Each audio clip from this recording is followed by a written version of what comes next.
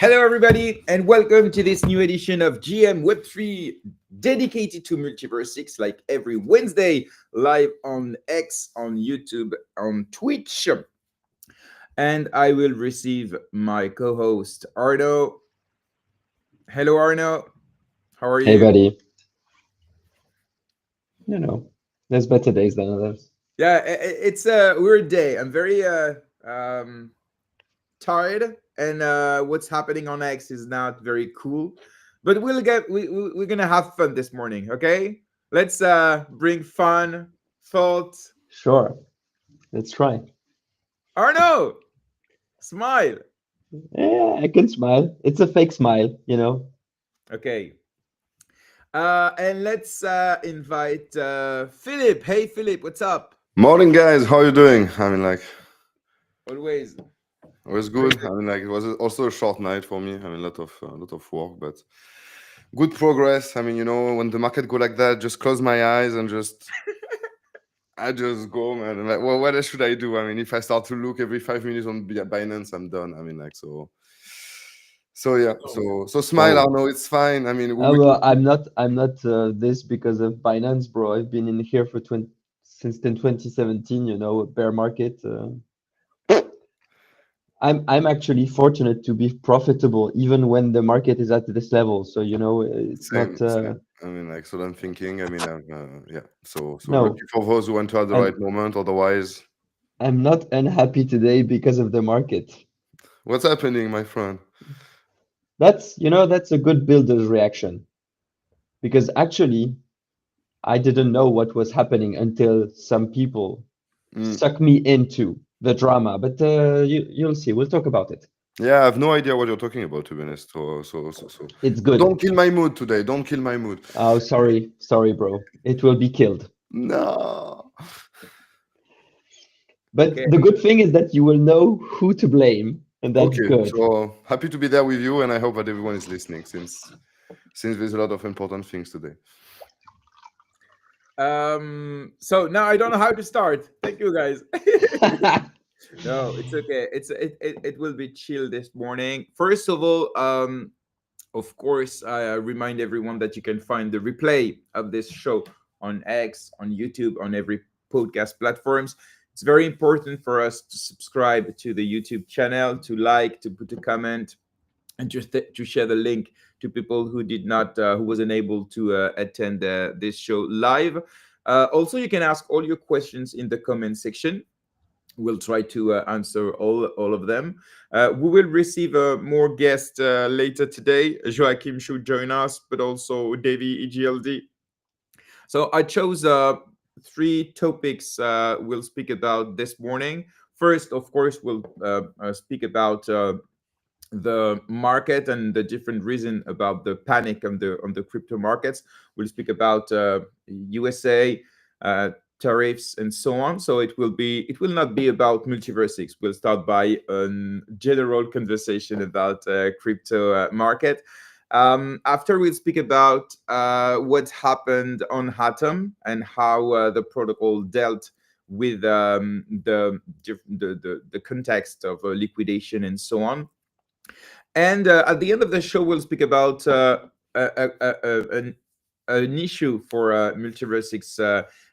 What marketing for MultiversX and why? Because Adam made his first post about marketing on MultiversX 6 months after he arrived. We'll speak about the post and we'll try to maybe think about what could be the good marketing for MultiversX for the coming weeks and months. For whom, what timing, what budget, what message, and what goals for this. So it will be interesting to challenge our ideas, and of course, feel free to tell us yours. In the comment, I will start by asking the first sponsor of GM Web3. It's Hatom protocol, the leading lending, borrowing, and liquid staking protocol on MultiversX. You can find the useful links on the description of the YouTube video. And they and the second sponsor, so it's EAPS, I'll speak about it later, are offering $30 in token. So all you have to do is to quote tweet. No, not quote tweet, to retweet the link of the space. It's so easier to pick after.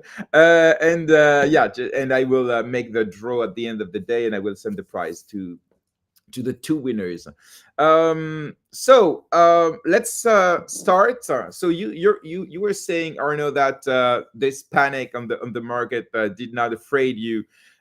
Just to add some context, Bitcoin lost 6%. Ethereum, it was around 26%, and the whole we can say like cryptocurrency lost between like 35%.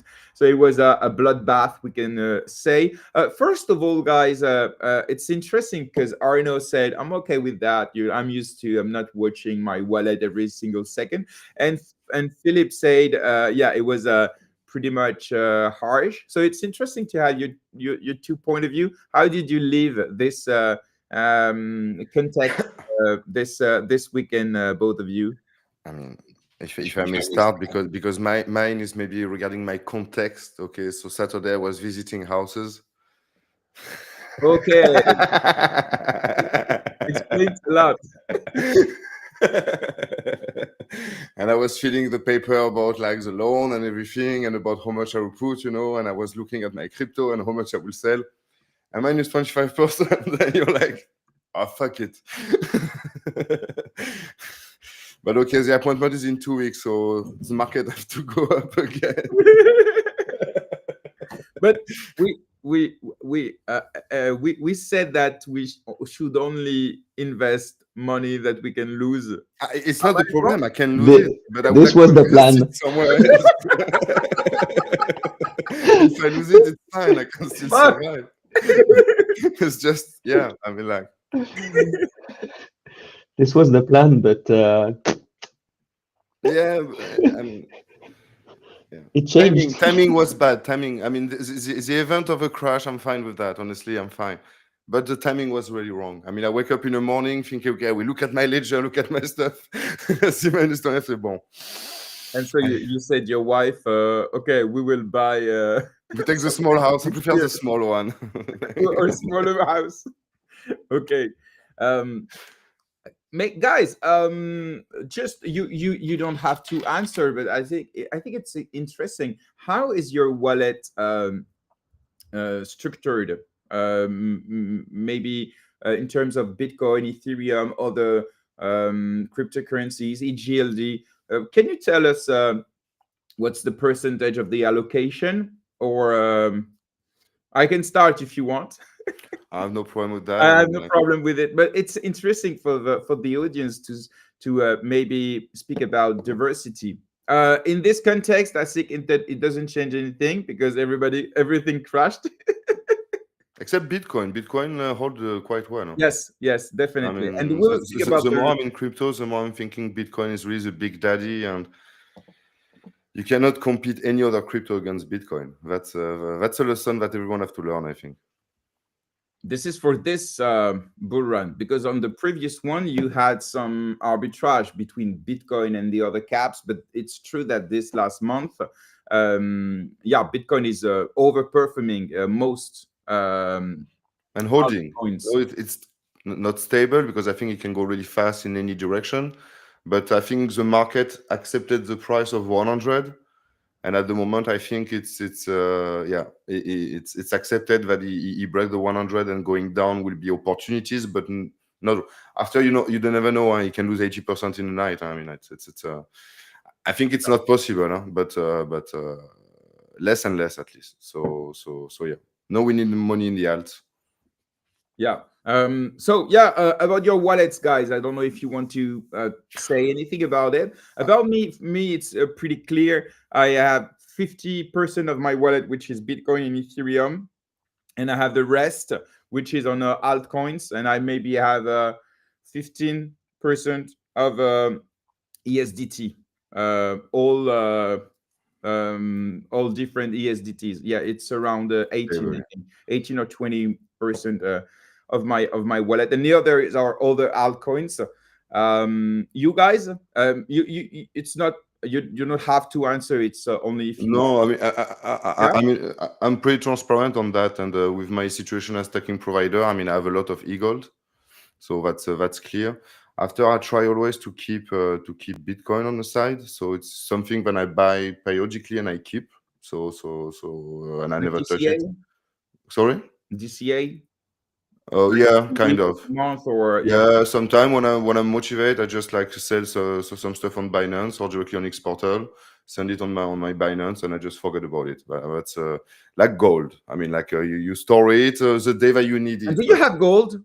yeah, Anyway, gold also. Like yes. during the last bull run, I bought some gold, Oh, some coins. you're good now because gold reached again a new ATH. So we'll speak about gold later. Okay. Yeah, but yeah, gold also. So it's something that people should not forget outside of the wallet. And after, it's mostly gold. And in terms of stable, I mean, thanks to Atom, because there's a good rentability there. I think, yeah, I have between, I would say 10% in stable. Okay. Depend after or before the crash, depend. Arno, Yeah, do you want to answer or do you don't? I have mostly ESDTs. Okay. So big part of my wallet is um, ESDT tokens. So the two biggest are, of course, EGLD and HTM, because they are part of my strategy even before I joined Hatom. Actually, I buy tokens that can work together and have utility to generate more, and they compound with each other very well through the booster. So, and since HTM boosts my stablecoin, etc., etc.,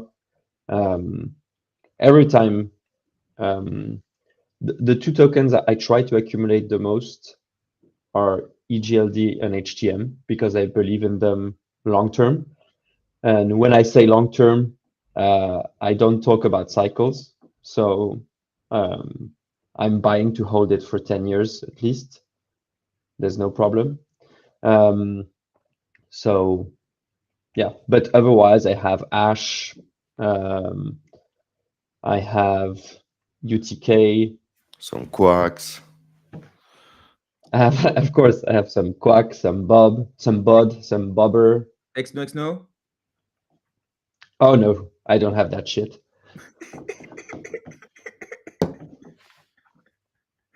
I feel that's related to the news. I'm curious. What about Ethereum? I know that Arno, you were very exposed to Ethereum ecosystem a few years ago. Yes, so actually, when I started investing in crypto 2017, I had ETH.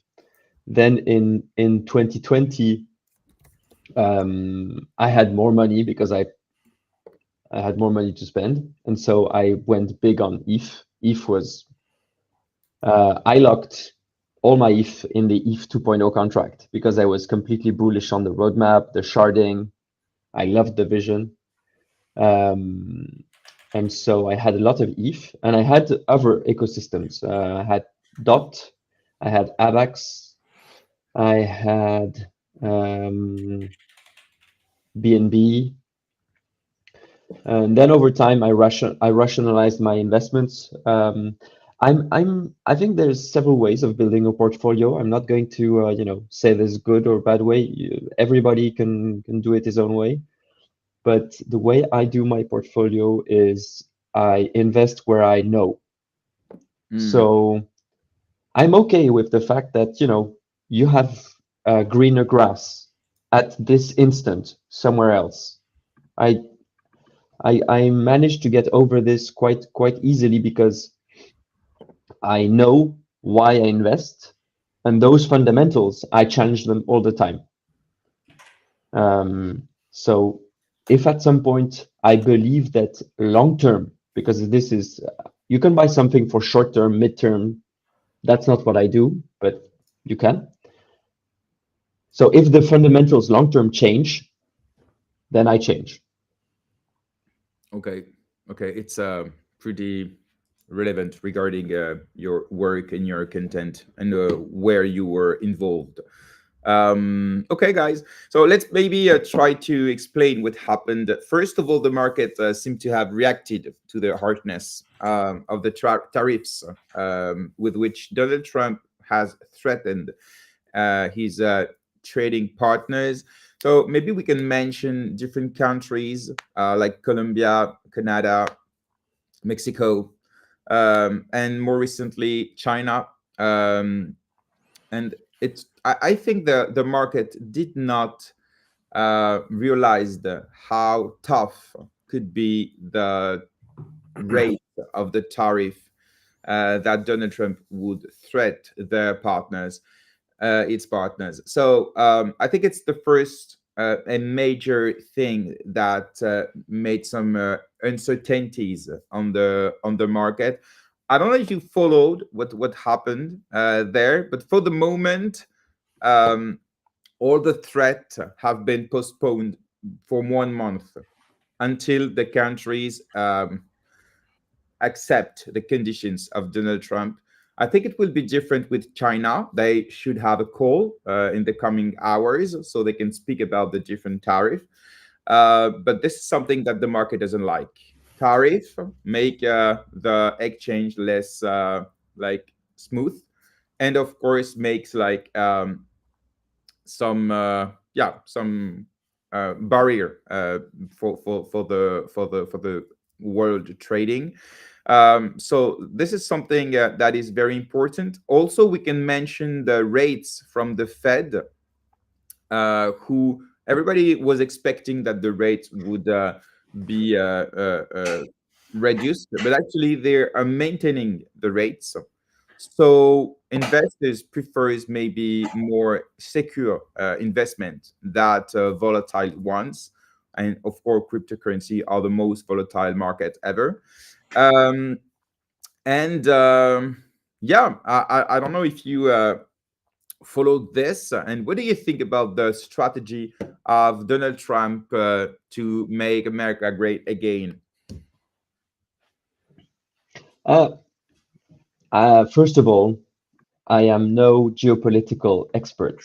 I am a curious person, so I have, but my opinion is maybe misinformed. So the what I see and what I perceive is that the current um, geopolitical landscape is, you can smell the powder. There's something in the air about the BRICS, the the Western um, part group of nations, and you have the war in Ukraine. You had the Gaza conflict, and this crystallized many um, smaller conflicts.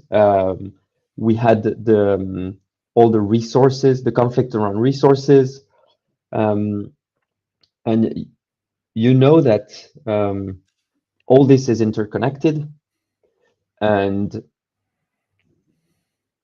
the US has been I don't know if we can say that the US has been declining power over the last years, but one thing that is for sure is that Less respected, maybe. yes, exactly.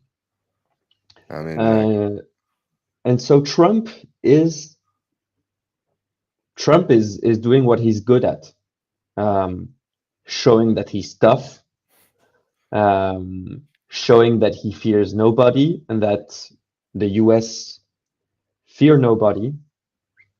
And so, yes, he's bullying other nations with what he has, and what he has is the US economy. And it's true that US economy is one of the most important economy in the world, the most important economy in the world, and many countries rely on exports to the US. yeah. So when he's playing with the tariffs and raising them, he's bullying them, threatening them. I What's your mean, take on this? I think that's one of the difference between Trump and most of the American presidents is that instead of going for physical war, even if Trump can do it, I think Trump frightened a lot of people the last weeks. I mean, like about kicking them. I mean, like, but at the end, he's more into placing US in an economical pole position than going over with military. I mean, that's bad for Europe because, I mean, at the end, we could not be targeted by a military operation, but we can be targeted by economical warfare, if I can say. But at the end, I think Europe should get ready onto that. I mean, Mexico and Canada, probably Mexico first didn't believe it, then they put it on, and Mexico came back and Canada came back with discussion on the table. And then it's okay, we can freeze for a month, let's see what they have to propose. I think for Gaza was also similar. I think he sent because he sent an emissary to Gaza and to Russia, and I think the guy arrived in Gaza and said, "Look, your family is living there. The school is there. This is a picture of your daughter. I mean, either there's a ceasefire and we discuss, otherwise, like there will be consequences for all your relatives." I mean, it's something that I can see happening. With Russia, it's a little difficult. I mean, like you cannot go and threaten Putin's family like that. But I think right now you have the capacity to do it. We see it with Greenland also. Greenland don't know what to do because if they put taxes on Greenland or forbid anyone to make business with Greenland in without consequences in economy or tariff or anything, that's the problem of being like depending on the mighty dollar. I mean, right now we pay it. I mean, we pay the fact that our currency is peanuts without the dollar. So that means that tomorrow US somehow disappeared in another dimension and dollar disappeared, euro, nobody cares. I mean, literally, I mean, like I see people saying that we are a big market, 350 million people whatsoever, except selling plain, okay, some chemicals, some stuff, but it's getting down. I mean, like Europe don't have a lot of advantages over the other people. No? In 2035, we cannot even build explosive car anymore. I mean, we will be stuck on electric car. We don't have the resources to build them. We don't have the branch to. I mean, Europe is something, and it is a completely different conversation we could talk Yeah, fair about, enough. because we actually see that, you know, in several countries of Europe, like one party in Germany that is being endorsed by Musk because he had on X a one-on-one with the leader of this party. It's the AFD or something like that. I listened to it. Yeah. Yeah. I mean, this party is saying that Germany should get out of Europe, of the EU. So no, but you know, it's Yeah, that's true. That's but, true. But I mean, you know, it's funny. I mean, I'll tell you after. something that is interesting, for example, that not many people know, is that the actual situation for a country like France with the war in Ukraine has been super beneficial.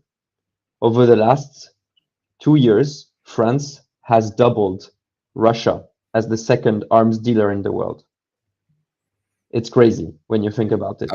Yeah, but we give it to Ukraine against a loan, and we don't get No, paid. no, no, no, no, no. I'm not talking about this. You don't talk about that? I'm not talking about Ukraine.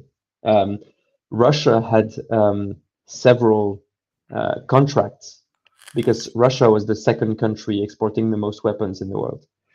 And they had strong contracts with India, Saudi Arabia, Egypt. And because of the war in Ukraine, they weren't able to deliver because Fair they enough. needed weapons. And those markets that are heavily investing in weapons had to find weapons somewhere else, and they're actually going to France. Okay. Because what's interesting with we can talk about France here, but interesting with France is that, on the contrary to many countries who rely on others to build their weapons, in France, there's always been this will to build our weapons in France, and so we don't have, like, in the missiles, you don't have American guiding systems, and so for a country like India, they don't want to buy weapons that have American guiding Technology systems, on or it. etc. etc. So, but back to the US, because Jerem, I see his eye. He's got No, no, yeah, it's okay. I'm listening to you. It's interesting, but yeah, but we can go to Europe because I think Europe is next. Because Definitely. Trump said that European Union was terrible to us. They did not respect us. And so he said that tariff in Europe, it's coming very soon. So for the moment, we have America, we have China, and I think Europe will be next. So we can see in Europe many politics saying that they will fight. Uh, but what do you think they will be able to fight Alors, against USA if Donald Trump attacks them with such tariff? We know that the American market is very important for European companies in terms of market. So, and it will have an impact, of course, about our competitivity and so on. So I think yes, it will be the next fight for Donald Trump. But first, I think he wanted to start with the close countries and China first, his main competitor. I mean, if I just want to add something at first because I think it's more about the context and the consequences. I mean, when you raise your tariff like that, what's happening is like what you import costs more to the people living in your country. He So that doesn't means, care. He wants to remove the revenue, the IRS, the yeah, revenue no, no, but tax. the thing is like we are still in an interconnected world, and you still have a lot of things that are coming from outside of US. Just let me finish. The Yeah. thing is like when you do that kind of taxes, I mean, it's nice, but not that brutal, I think. So that means that already talking about the thing that there will be taxes, and I think that was a move from Trump, was not really to put the taxes right now, but to say take care, there will be taxes if you Yes, don't come. it's a threat, And definitely. that push the companies like Arno, like other like big producer around the world that want to sell in US to already think about the fact to move to US. And I think that was more the idea of Trump was not really to tax the things because at the end the American citizen will have paid for it because you still need the resources, you still need to buy it, and you don't have the local alternative. But what he wanted to do for me is like to scare the industry to say, hey, it will happen really fast, be ready. No, you have a month more or less, but get ready and move your production in US, otherwise you will get taxed. For the moment, the condition that Donald Trump um, applied was not really about economic. It was about immigration, security. So this is the first condition. So if you don't protect the barrier, we will apply this tariff. So for the moment, it's a threat. But definitely, if we consider what Trump is saying, of course we can believe or we don't. It's something else. But because he wants to remove the revenue tax in the USA, so the retail will have more money because they will not pay revenue tax, so they will be able to pay for the product even if they the price increase a bit. And so it's a total completely different thing, because at this moment, what will pay the world trading will not be the American, it will be the companies. So it's a complete change of paradigm in terms of a world trading. So I don't know if he will do it, but it's something that he wants to do, and it It was was the like case that before. in 1913. So it was long ago. Yeah, but it was working, Yeah, and then definitely, it's something that works. But It was in the same world.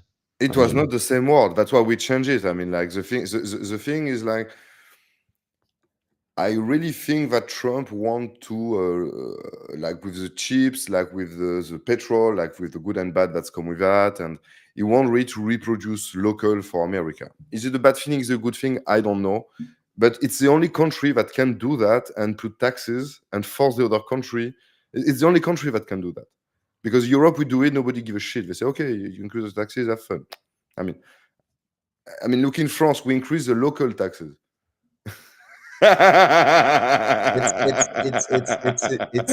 it's sad, but what I you say mean, is like, true. US It's increase importation taxes, China increase importation taxes, France, we increase the local. taxes on the society in France. I mean, like, Yes, because why not? Because nobody else will pay us in any case. I mean, like, but sad, that's but true. it's true. Yeah. Let's speak about the new. I don't know if you saw the new crypto task force at the SEC. They unveiled the new priorities for the crypto task force. It was yesterday.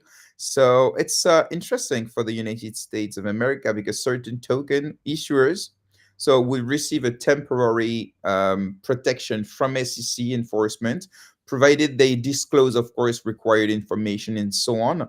And so the token will not be considered as securities by default. So this is something that is interesting. So they will have like a moment uh, of tranquility, of calm, in so terms. it's, I suppose it's at the beginning. Yes, Okay. yes, and it's So it's important. flexibility, Yes, basically. absolutely. So it will be the time for the regulation to develop a maybe permanent, stable, and positive regulatory framework. That's what the SEC wants to do.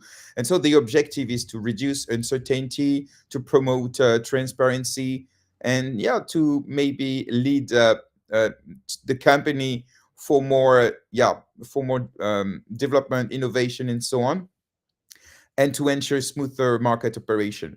So it will last just a moment, a few months, maybe a year, I don't know, maybe 2 years.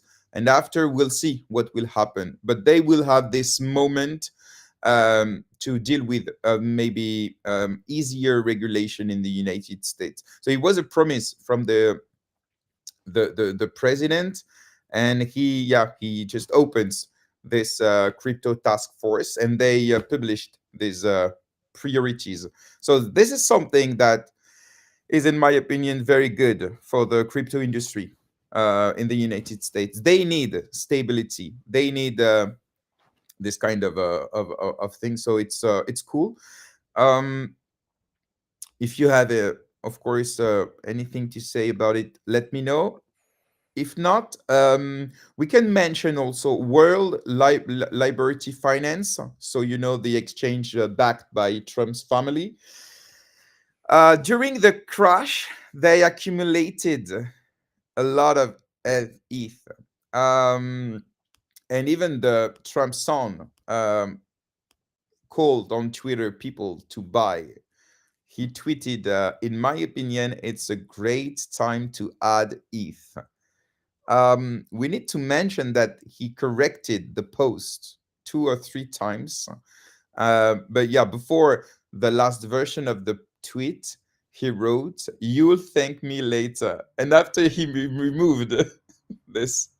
So he's a real degen because you can see this sentence in many like crypto influencers on Twitter, but he removed it at the end.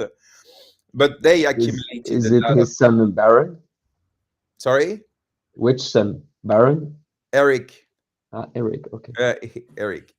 Yeah, so it's interesting. During the crash, they bought like dozens of thousands of ETH, and he tweeted saying it's a good time to accumulate. Yeah, I should follow him on Twitter. I mean, like, No, but no. He posted after he accumulated ah, and transferred to Coinbase. So some people are asking, "Oh, what is it an insider or something like that?" But yeah, it's not really clear. Let's be honest, it's completely degen. And after the Trump meme coin, I think we are not surprised of this. But I think when Donald Trump will leave the White House, it's not impossible that the SEC wants to come back to this tweets and so on and to sue like everyone around Trump's because of the meme coin, because of the tweets, because of this exchange. So I don't know. I think they don't give a shit, they just do what they want because they feel protected. In my opinion, this is what they feel. They just been integrated, but yeah, they are doing like weird things. And the crypto Twitter is between do it, we don't care, we are here to have fun, and some other part are saying, okay, your guys are just insiders, just thinking about your own money, and you just want to dump on the crypto bros face. So what's happening, I like it, to be honest. It's mm, completely degen. It's just yeah, but that's sad for the but it's ecosystem. fun. I mean, like, it's sad. I mean, like, I don't know, man. I mean, it's like the president of America created this meme coin, man, and his wife also. I mean, in which world are we living today? I mean, like, Gary Gensler probably is like, what the fuck happened? I mean, like, He will lunch, Gary. I mean, so you have two ways of looking at this. You can be in nostalgia, and you know what? Last week with my girlfriend, we watched the Claude François movie, and I was saying, well, I would have loved to live in the 80s. But we live in our period of time and adapt or die. So you can say, what world are we living in? It's a disgrace, blah, blah, blah. But the truth is, blockchain technology brought to the world the capacity to tokenize, to create stuff, to create value and to make it exchangeable, tradable through blockchain. And it is a great technology. The fact that people are doing what they're doing, it is irrelevant. The truth is today we are, and especially us, Philippe, as builders, we're trying to make sure that we create tools that are, valuable and can last. But people are having fun, they're just it's you give a difficult. technology and I, the technology is going to be used. and I think without the degen money, you could not build what you do, because everything that is built is funded by speculation. So Completely. I often say it's a necessary evil. Yes.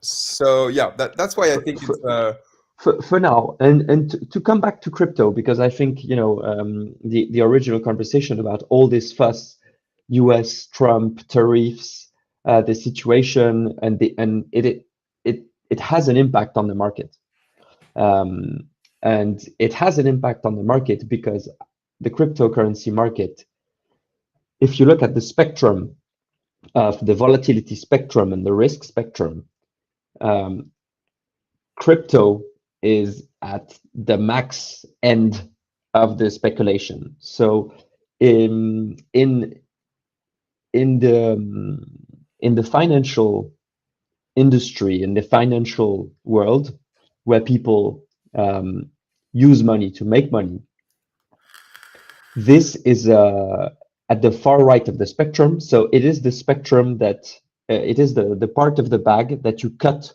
the quickest when things are not going, the way you want. So it is the part that you arbitrage uh, the quickest because it is the riskiest. So yeah, that's the volatility, and that's where it comes from. It goes up, it goes down. Um, Obviously, it is not easy, but everything is tied up to this market because the markets that are less volatile, they all add up and have an impact to this. So you start with brick and like the housing market, then you have the bonds market, energy market, metal market, stock market, and at the far end you have crypto. So when people are threatened, they cut what's risky and they bring it back to less risky assets. We are still really early.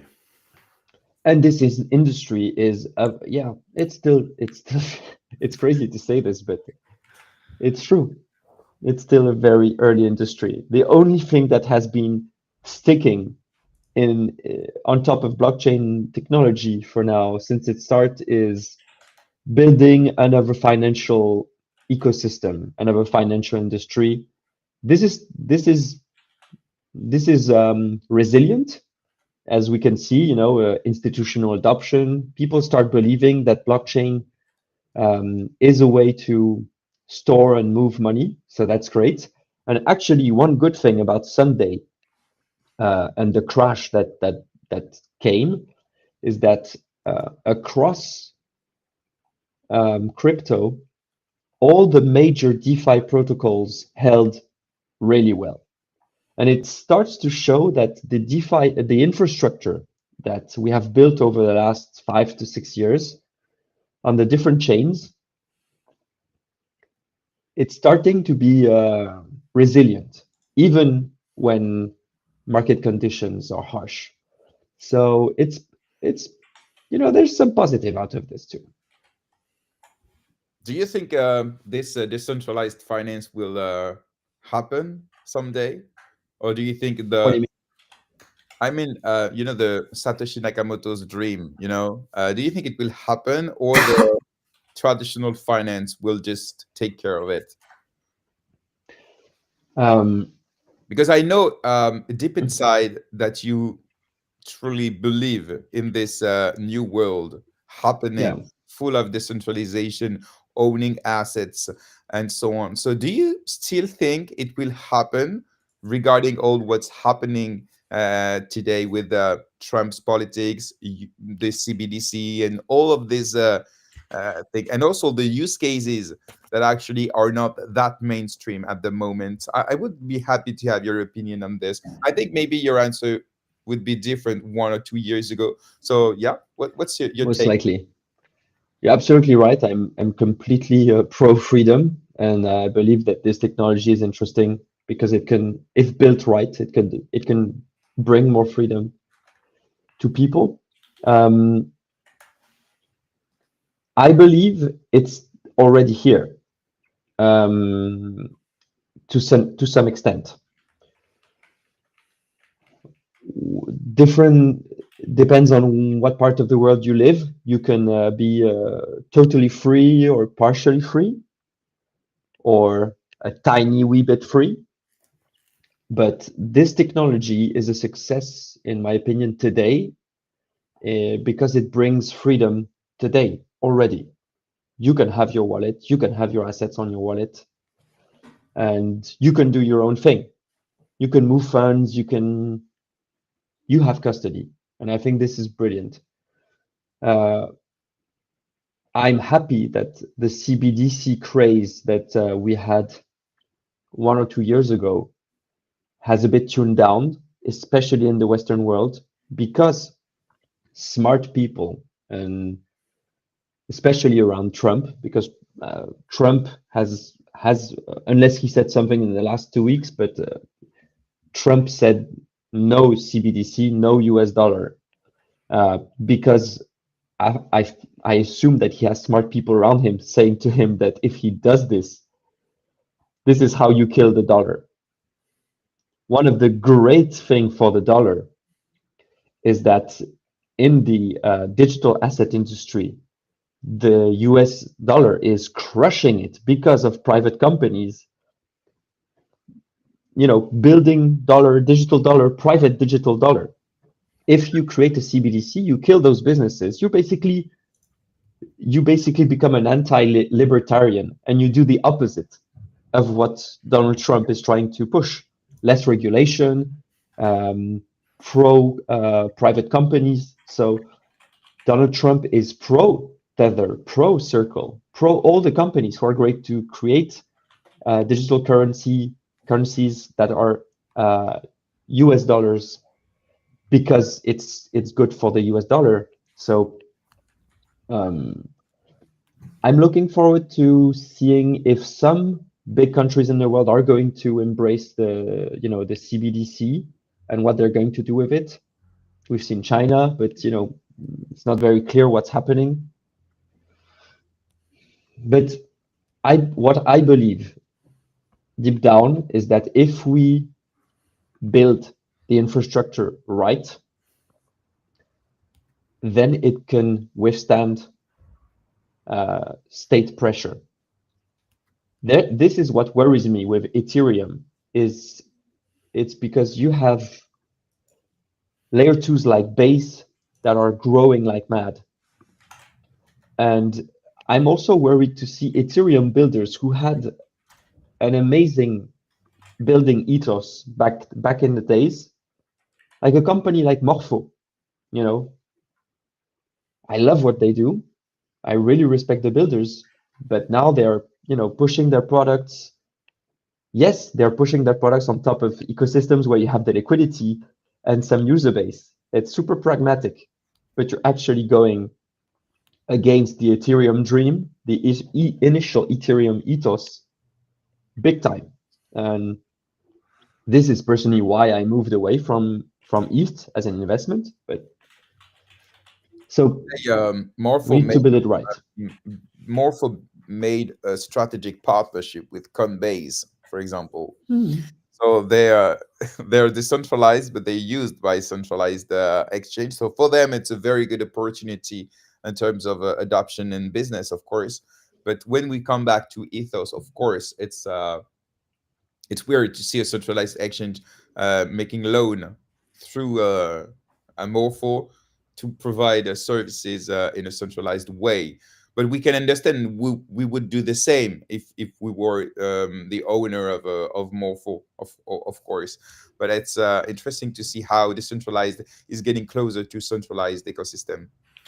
I mean, if I may add something, I mean, regarding that, I mean, the thing is like decentralized solution, there's a lot of cons that industry and institution don't want at all. I always said, and I mean, I will not repeat today. That's not the point. But I think the future is to privately own chain by industry, institution, group of companies that have the same goal, like logistic or traceability, and with a door, in fact, that other actor can read this information. So the government can read the information regarding logistic for the entire supply chain for pharmaceuticals, for example. But I mean, I don't see that happening on public chain at the moment. And I think we still have 10 years to create the tool, in fact, for provide, in fact, blockchain as a service, if I can say it like that. So yeah. I mean, an institution, I mean, I don't see a government creating ID card on Ethereum, on Solana, or even on MultiversX. That just doesn't make sense. It's today. That's today. Yeah, Let's no, but it's what let's we see. are pushing for today, while I don't think that will be the case in 5 years when the technology will be there. So I think we should just directly push for what the... We don't hear you, Jean.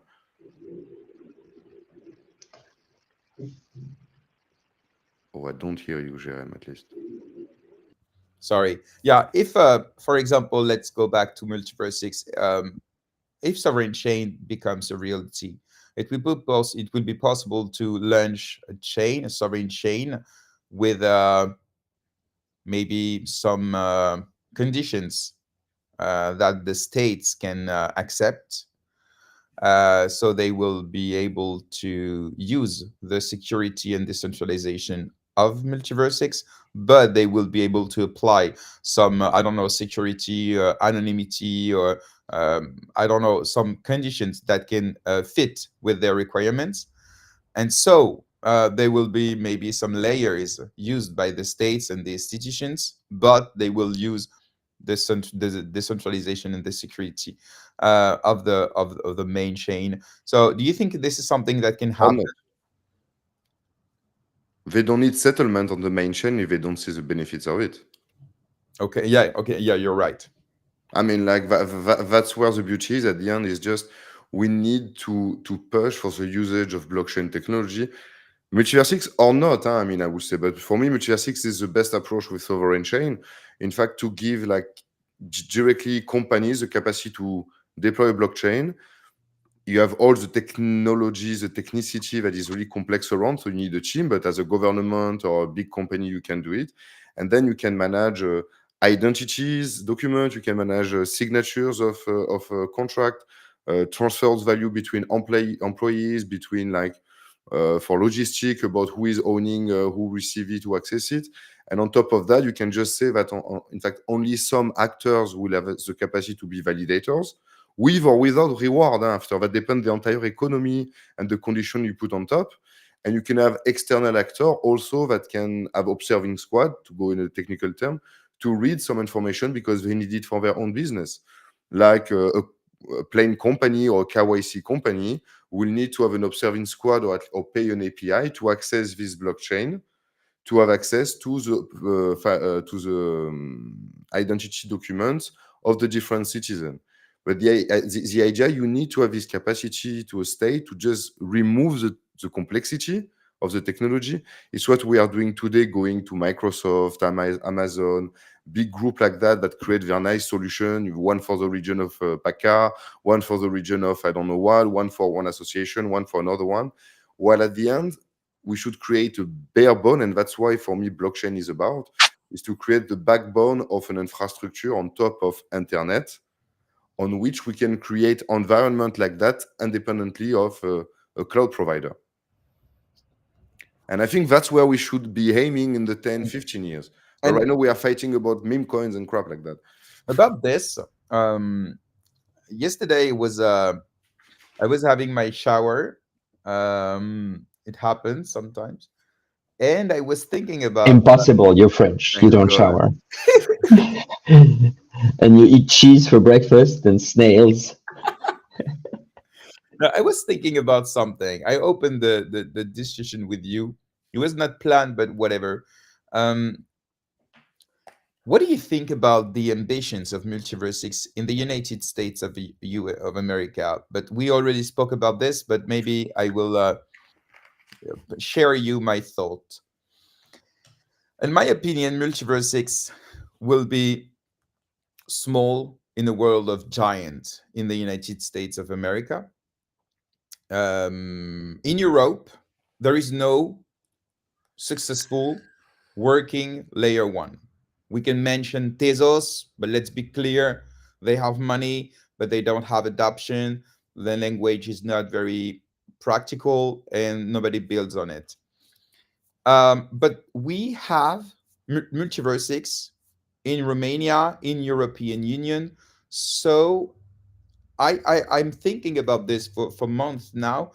Do you think it would have been maybe better for MultiversX to stay in Europe, to try to build in Europe, to get some politic contacts, to push, because I know they tried with France, with Romania, maybe with other countries.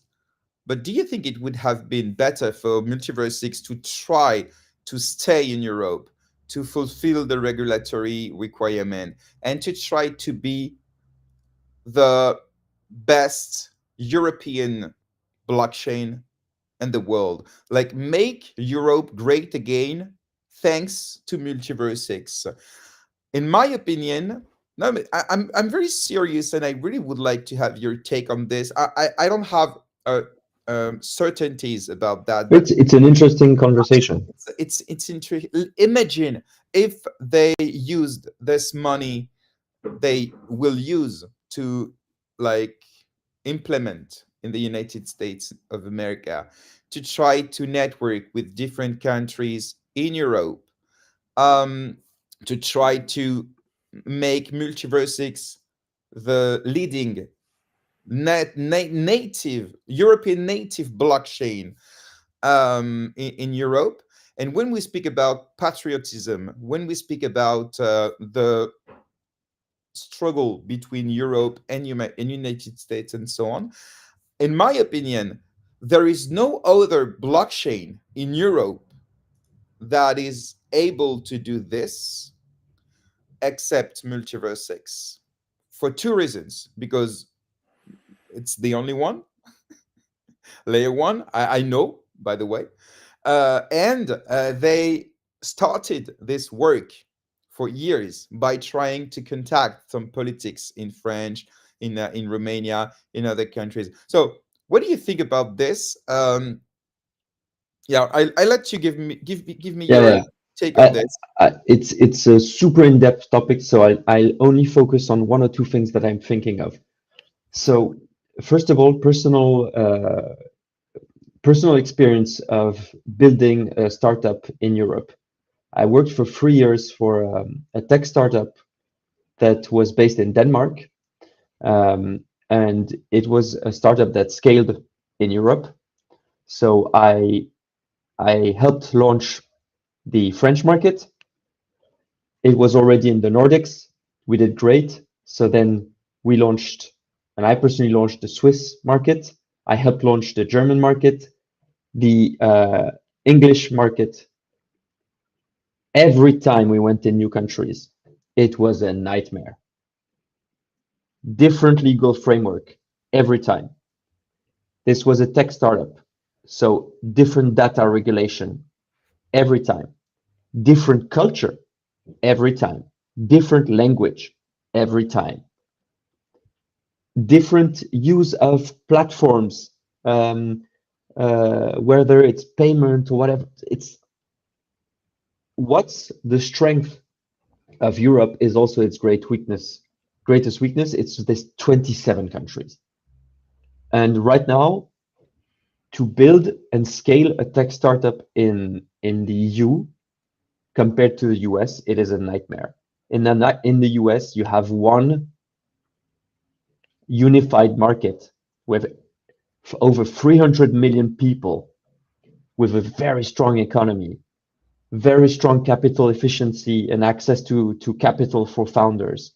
So it's not fragmented. So building a unicorn in France or in Germany or in England, it's not in the EU anymore, but in a European country, it is hard mode. So you have to go elsewhere. In Europe, it is super hard. Building a unicorn in the States, just by being good in the States, you build a unicorn. So just that's the first thing. So that's my first thought for why MultiversX is looking somewhere else. Second thing, GRM. What's your phone? What's your phone brand? Okay. What's your computer brand? The same? Same. Okay. So today we're in a globalized world, meaning that if your product is good, it's going to scale worldwide. So the issue is not, are you good enough or not? The issue is finding the best way for your company to grow. And I believe that for a company in the blockchain space, it is already super hard because of the context around blockchain and crypto worldwide. So if you have to be a tech startup CEO, a visionaire, and then you have to be a lobbyist in the EU, and it's just you have to raise, to manage, it's just so hard. So I understand why MultiversX wants to go in a place where you talked about this new regulation provided by the SEC, a bit more flexibility for just, yes, of course they want to go in a place where they're going to be able to build with a bit more flexibility, a bit more leeway, gray lines, because this industry needs flexibility right now. It is still small and nascent. So yeah. And my last question to you, Jerem, is you said MultiverseX would be, you know, a small in the scene of giants. What if they raised 300 million, 200 million dollars? What would you say if they had this war chest of money? Would it Definitely, change? definitely. I think a layer one needs at least 100 million, if not 200 millions. But also, they need the network. But it can come with. But they need the network. They need the politic proximity. They need also, in my opinion, um, some historicity um, in the market. So yeah, it's all about money at the end of the day. Definitely agree Yeah. with you. So if MultiverseX was to, I don't know, announce that they are fundraising in the US, that, you know, they are planning to have the MultiverseX Foundation more into the US and appoint a US president of the foundation. You know, it would show that okay, they are going for the money, they're going for the network in the US, implement things in a right way. And I believe that from what we heard in the last, you know, months, this is the direction that they're trying to take. Let's see, you know. Um, I have another theory to add to that. I mean, I agree with everything that you just said, guys. There's one other aspect that we need to consider is like maybe in the coming months, the Trump administration will make an open call offer for American company to provide a blockchain-based solution for election, for administrative stuff, for crap like that. Because knowing Elon Musk, redoing a Web 2, I will use the term Web 2, but redoing a Web 2 interface thingy whatsoever would be not enough ambition for him, I think. But making an open call with some money on the table, like have been done for the space capsule whatsoever, and you choose 3 to create a proof of concept that can be then reused. But if you want to apply to that, you need to be American or an American-based company.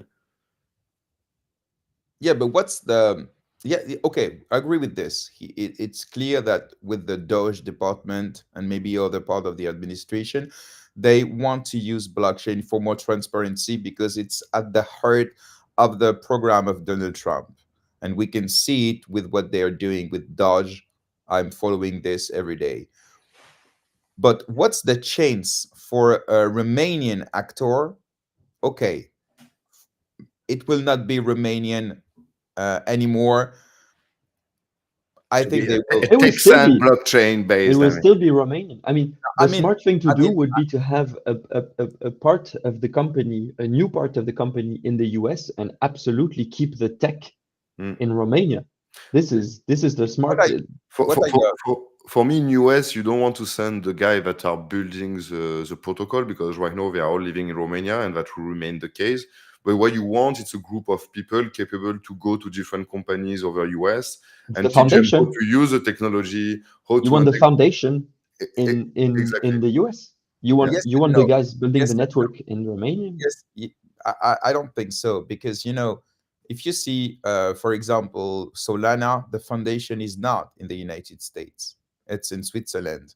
Only the commercial company is in San Francisco, so it's not just about the foundation, which is not the corporate thing. It's just the foundation. So I think they should move also the commercial company, so not just So the labs, MultiverseX yes. labs. I think it will be necessary, like we can see for many others on the blockchain in the United You States. know what?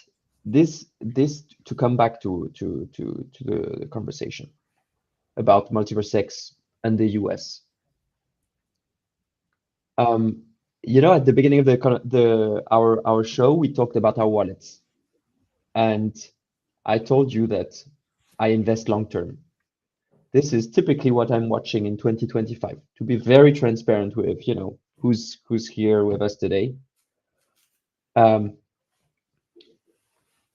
the transition that MultiversX is trying to make to the US is a very bold move. I have been same.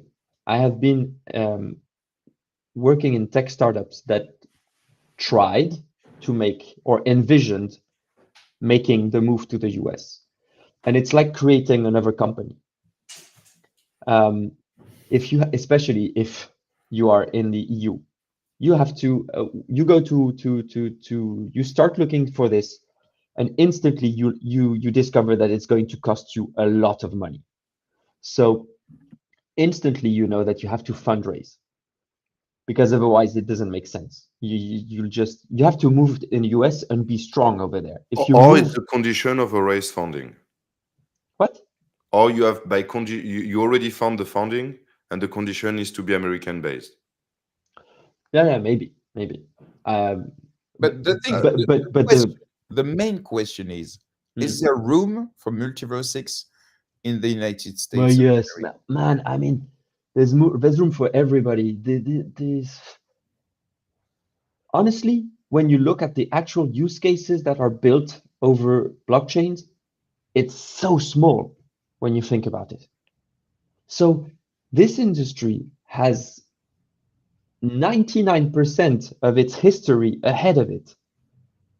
I mean, there's just go on DeFi Llama. I mean, you don't even have 50 DeFi protocols that exceed 1 billion TVL. What is this? I mean, it's nothing. It's a small industry. And There's half of them will die in the next 5 years yes, I to be mean, replaced by other one. Huh? I mean, like yeah. But I mean, this is the start. This is just the start. So Interesting. um, Interesting. in the future, if we imagine that blockchain technology is going to be the backbone of the internet with everything tokenized, so whenever you go to a hospital and information is stored, data is stored, everything is stored more efficiently on blockchains that are actually efficient, and the cost of computing is super low, etc., etc. So I'm talking about a very advanced technology than what we have today and the industry that we have today. It's like internet in the 80s. more or less, yeah. No. And to come back just on the question, Jerem, why Europe? I mean, like, I think the regulation in Europe is really complex at the moment.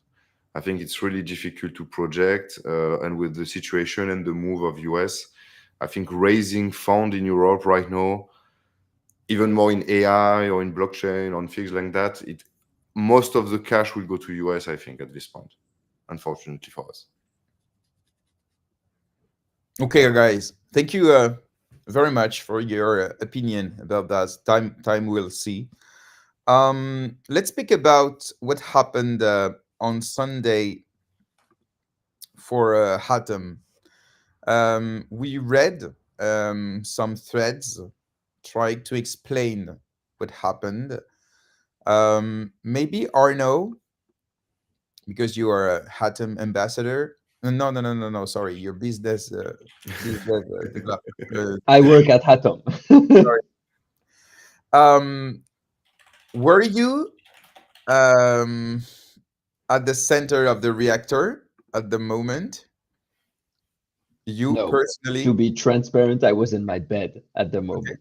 Okay. But we But can had, you, yes. can you maybe, in a very complete and understandable words, explain what was the challenge for a Hatom protocol? I can see on private groups, on Twitter, people that some of them risked to be liquidated, some others were not liquidated. We saw Robert, we saw Foudres trying to explain how you dealt with this situation. To be completely honest, imagine I did not follow anything and I don't understand anything. So yeah, can you try to explain what was in at stake at the moment? Yes. So to make it very easy, the core thing that we're talking about here is the lending protocol in Hatom, the lending and the borrowing. To borrow on Hatom, you need to have collateral. Your collateral is made of various crypto assets. But the truth is, on Hatom protocol, we have lots of the collateral that is made of EGLD or SEGLD because we're on MultiversX. So when a market crash happen, and it's so sudden, you have EGLD going down 20%, meaning that many people had borrowing positions that they weren't capable of collateralizing anymore. So what's interesting in decentralized finance is that all this is automated. So Just, yes. sorry to interrupt. Just let me try to understand. When I use the Hatom protocol, I will put some, for example, EGLD, and I will be able to borrow some other assets, for example. But I don't put 100% for 100%. So I put, for example, 100% and I can borrow 60%, for example. So if the EGLD crashes of 40%, I get liquidated. Is it correct? It is absolutely correct. You So touched what's upon. I didn't want it to just complexify everything, but average? Can you just? I don't have the data. Maybe I don't know if you have it. What's the average collateralization on Atom protocol by the users? Is it 160? Is it 180? What's do you know this? Or maybe I what do I you don't I know? don't have that number. Don't have that metric. It can be found. The average. You, for Uh, example, what do you suggest? It's not a financial advice, of course, but I what's can we can talk about this after, but okay, let's okay, talk about sorry. Sunday night. Okay, okay, Okay, sorry. let's talk about Sunday night. So you have the what's the key to understand what happens. It is the relationship between the value of the collateral and the value of the borrow. If the value of the collateral goes down and your borrow exceeds the borrow value exceeds what you are allowed to borrow, then Hatom protocol, you use the term, sets up the position into a place where it can be liquidated. Liquidation means that you open to people to come repay the borrow of the user and take a part of the collateral for themselves. So this is how the protocol remains sane for all of its users. So back to Sunday. What happened? Flash crash. All the collateral goes down. Mainly all the EGLD, everything goes down, but EGLD gets hit hard. And we had in the protocol many positions. It was up to 1.5 million that were liquidated. So it's a lot. Many positions were people collateralizing EGLD and borrowing USDC or USDT, so stable coins. So there you have two digital assets that have different value. You have a stable asset that doesn't move, and you have the other one, the collateral that can move. So when the collateral was not enough to back, all those positions were liquidable, and there two things happened. In a normal scenario, if those independent event elements didn't occur, things had run smoothly. But there we had two things at the same time. One thing is that it was in the middle of the night. And in MultiversX, we have mainly Europeans. So everybody, mainly like me, were sleeping. Secondly, at the same time, we had one of our liquidity providers that had to remove 40K of his SEGLD to, most likely, we don't know to all the extent, but most likely to secure a long on an exchange or something like that. So he warned us, and he exited 40K SEGLD from the Hatom protocol, and he needed EGLD. So what did he do? He went and exchanged 40,000 SEGLD for EGLD with a swap. So he took a huge loss, but this created a massive imbalance on the SEGLD EGLD pool, because instantly you had no more EGLD and you had a lot of SEGLD. So there, what's the problem? Since we were in the middle of the night, not many people were here to take advantage of this opportunity, because there you had loads of money to make. You could arrive, use your EGLD, and buy SEGLD at a discount, up to 30% discount at a point, to re-arbitrage the pool at the normal exchange rate. So since we were in the middle of the night, there were not many people to do this. So it took time to re-arbitrage the pool so that the liquidators would liquidate the positions on Hatom, and everything was right.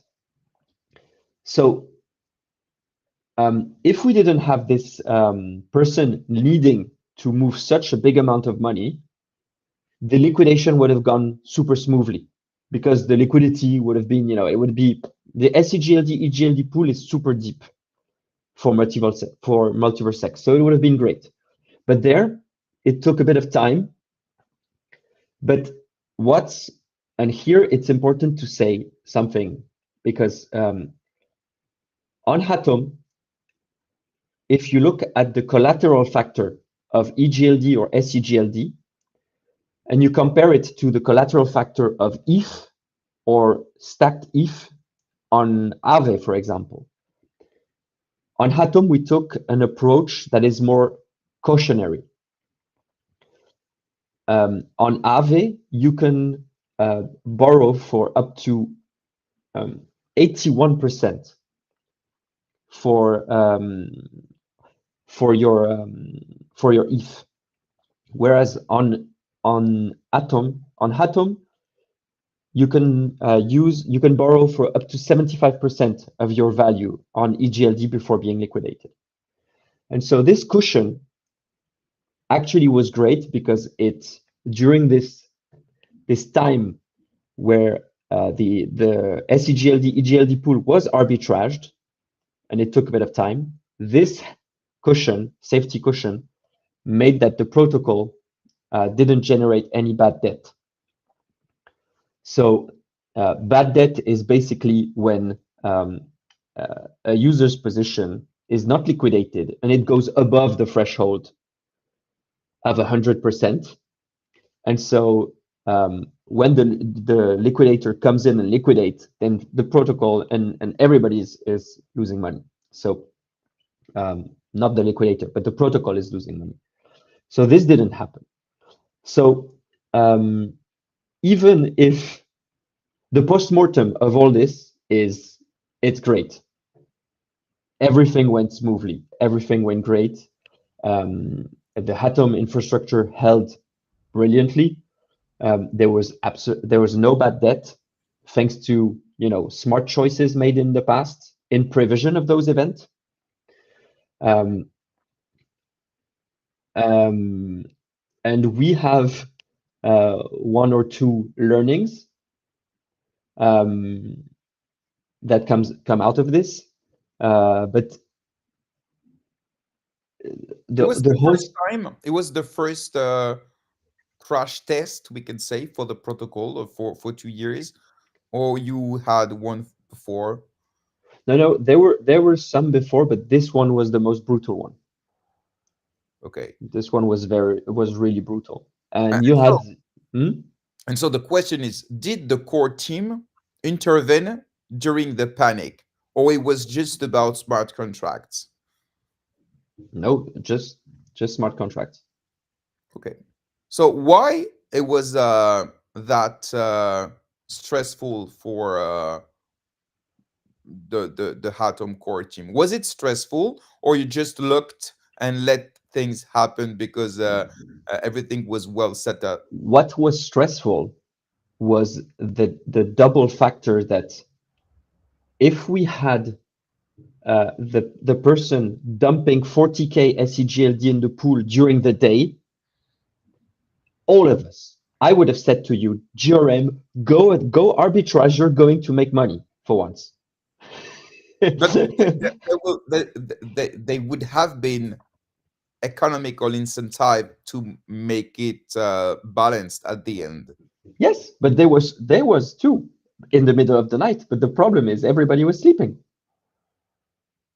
because everybody can arbitrage. But the problem is on MultiversX, since our arbitrages, automated arbitrages, don't have deep liquidity, Mm. So maybe and that's the main areas of improvement to ex, make the ex, liquidity deeper in this exactly, regard. Yes. and build a product for this. With at Hatom, we have pinpointed it to a few builders uh, before Christmas, actually, that there is a great product to build that would be an arbitrager vault.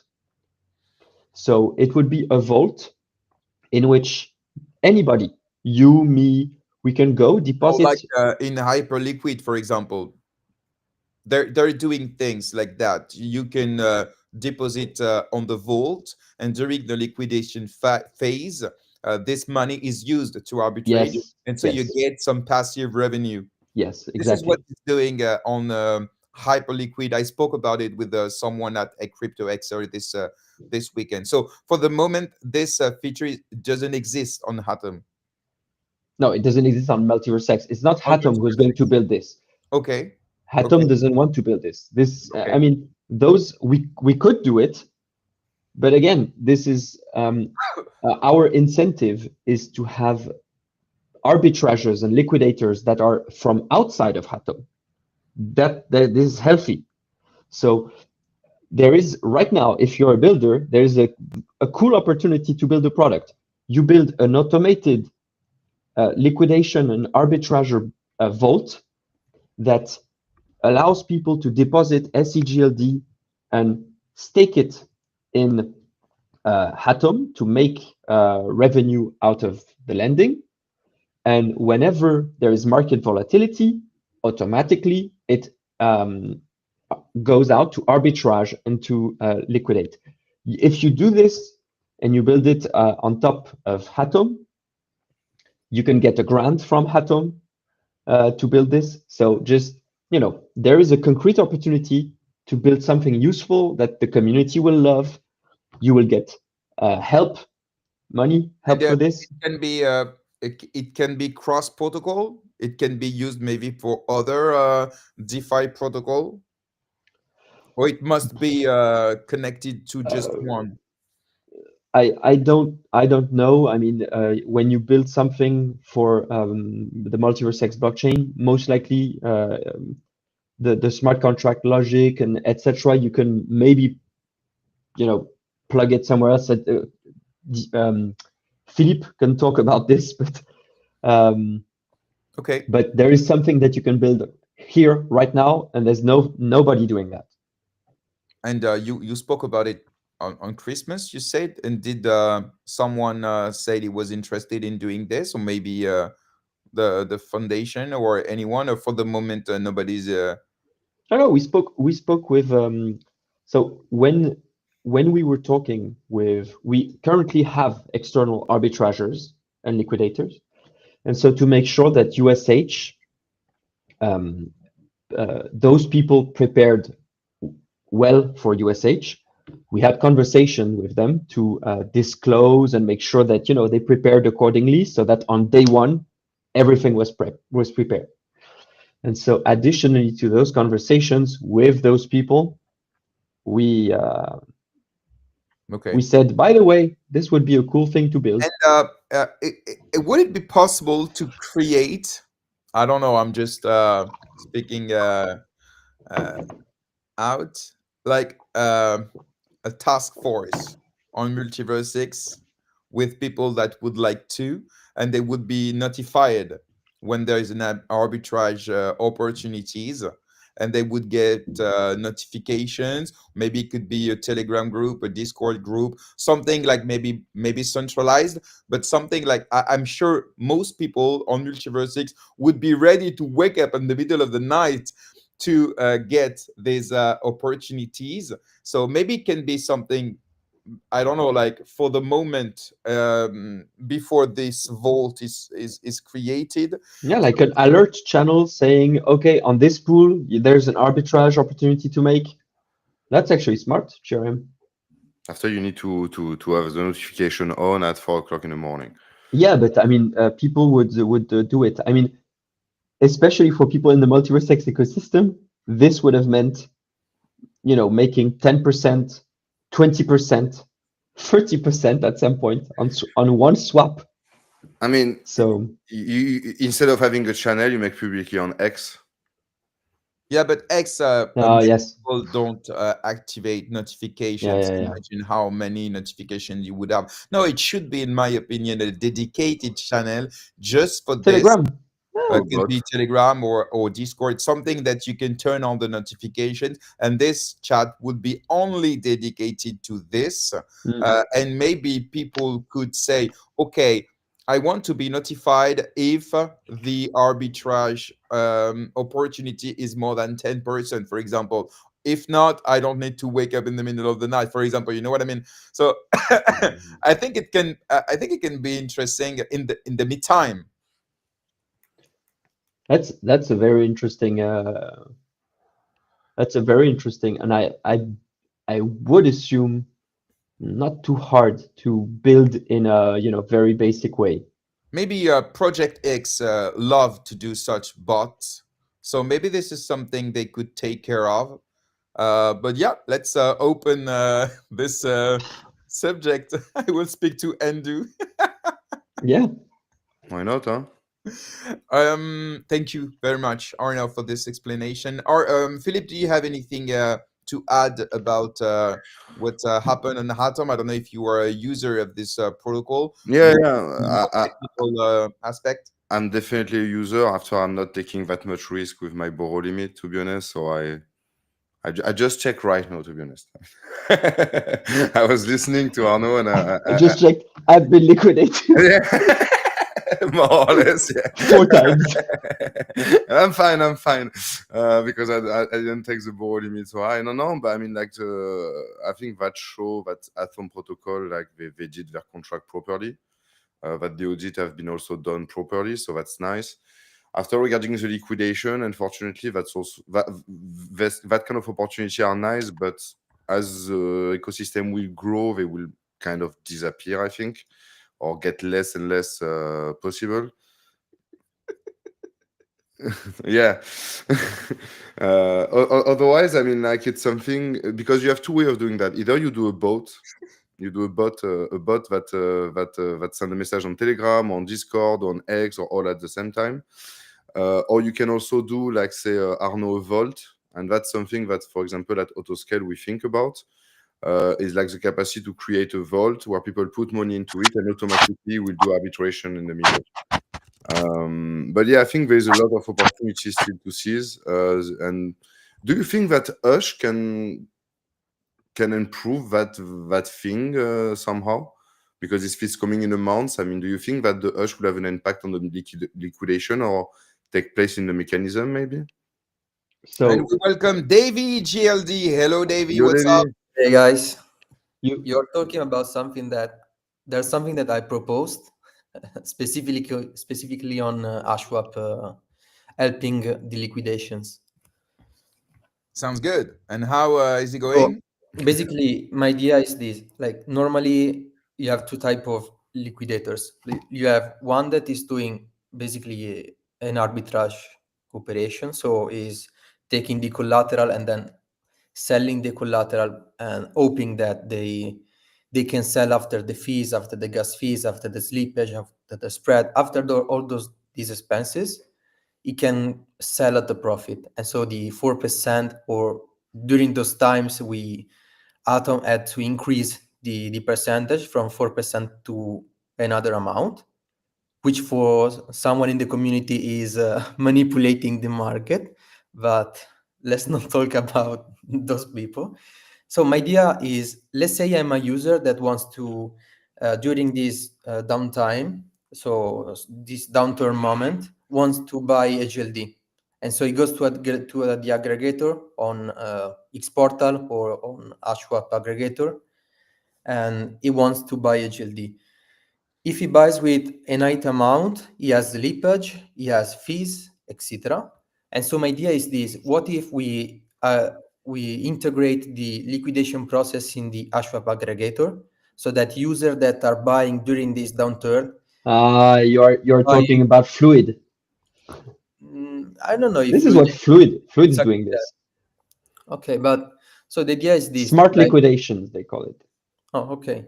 I guess that also Robert shared something about Orc on Kijura that work similarly.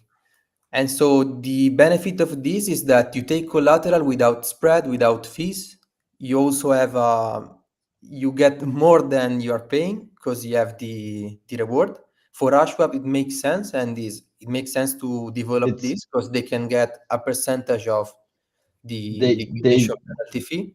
Davis is to be this is super deep DeFi. Like I don't. Oh, sorry, I walked on my dog while saying this. Sorry to interrupt you, but I mean, it is super deep DeFi, and I believe that not many people will. Well, but it's interesting to see that how can we either build better products or either involve the community to help the liquidations to be smooth. And there's things to build, obviously. And to your point, Philippe, about USH, you won't be able to use your USH to collateralize for a loan. Okay. Do you have an idea? It will be more rentable than Wrap USDC, or In what sense? in terms of API, APY? But if you become a USH liquidity provider? Yeah. So I take some e-gold, Yes. I mean some Hush. Yes. Okay. And I take Yes. this Hush, I put them on the supply market as a collateral. No, you can't. I told you, you can't. I cannot do that. Damn it. No. Okay. I have to think about it more. I have to If read you want, about it. if you want to make money out of using USH, you need to become a liquidity provider. So, for example, you mint USH with EGLD, and then you pair USH with your USDC, and you deposit it in the in the USH staking product. Okay. There you will make quadruple revenue if you have the booster. And there, yes, you might have an APR, an APY that is higher than USH lending. Yeah. Let's see, we will see the right numbers. But what is sure is that for people who are looking into the arbitrage opportunities on MultiversX, USH is going to increase the opportunities by a lot, because you're going to have new liquidity pools with deep liquidity. You're going to have several projects who are going to launch liquidity pools with their token paired to USH. So whenever you're going to have people swapping, it's going to create discrepancies, and those discrepancies between in the pools can be arbitraged. So there's going to be opportunities. Okay. Okay. Looking forward to that. I mean, it's already on the DevNet, no? The staking part that I talked to. Yeah. Yes. Okay. It's on DevNet. I will have a look. And another question: what about the airdrop of a Hush for the people that have like the booster since? Hey man, hey, come on! This is not an Hatom AMA. Okay, we did 2 AMAs last week. Open in front of me. I mean, and last week there was a protocol update, so you move your ass, and you go read the protocol update. Okay, my bad. I think all questions are welcome here. So feel free to answer, Arno. I should connect to my fake account and post the question on the tweet. I mean. Yes, but Philippe has special treatment. Yeah. So let's maybe focus on Davy for a moment. How are you, Davy? A bit stressed. Like, I care a lot about the ecosystem, and I try to think about ways to make it succeed. And the things that are happening, even if they are correct, they are right, and they are not. But even if they were, I don't see any possible outcome where this is net positive for the ecosystem. And so it's something that is making me crazy. Like, people don't reason. Like, they seem like two more cells that do things casually around the ecosystem. And I don't know. It's stressing me a lot, because I try a lot to grow the ecosystem, to do things, to I don't know. Like, what's the main challenge for MultiversX ecosystem at the moment? What makes you stress more? Is it about let's say toxicity? Is it about lack of adoption? Is it about pricing? Is it about lack of builders? Is it about the general context? Is it about the lack of marketing? We will speak about it in the next part of the show. What makes you more the most stressed at the moment? And I will ask the same question to the others. Yeah. So, in my opinion, like, you can optimize the result with some things like marketing, like better communication, all of these things. But the main thing that you want is a great product. And with a great product, I mean an ecosystem that has a lot of attractive opportunities, a lot of things that external people may care about. Then, once you have the product, it doesn't mean that even if the product is great, people will care and will come to the ecosystem and try. But that is the main thing that you should look for. And this stressed me a lot, because the current situation is one where we don't have a few builders, but at the same time we don't have many builders, and the quality builders that we have are not that many. So if I had to strategize and to think about how do we create a general product on MultiversX that is extremely attractive and competitive with the wider crypto ecosystem, the most sound strategy that came to my mind is, yes, for this time, for the short to mid term, until we get more builders, more incentives, more users, it would make sense to optimize the resources that we have. And with resources, I mean the workforce, the mindshare, all the builders that we have, in order to create a product that, yes, maybe can take a trade-off on competition. And so we have to create synergies, to collaborate, to create something. But this is made towards creating a competitive environment. So, for example, that thing that I shared about Ashwab is maybe something that Ashwab would need some money to develop, could be something that projects could, I don't know, the two lending protocols that we have could contribute to, maybe with the code also.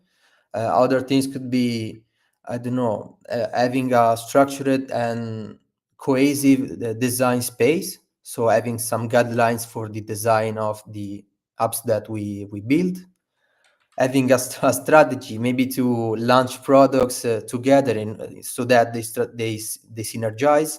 And all of this is not happening, and people are calling me in DMs because they say that basically the demographics that we have on MultiversX, so I'm not saying names, but the countries, the people of those countries, people come to my DMs and they say, okay, no, the people from those countries, so they say to me, I don't know if it's true, but this is also what I'm seeing. And they say, okay, Romanian people are people that don't want to collaborate and are better to work for their own and to build the things for their own, this, instead of collaborating with others and growing the pie for everyone. This is what they say me, and this is what I see directly from people from all the businesses that are being damaged by this mentality. We are too small at the moment to afford that, and it seems too extremely trivial to me, but for some reason, for that type of people, it's not, and it's a small but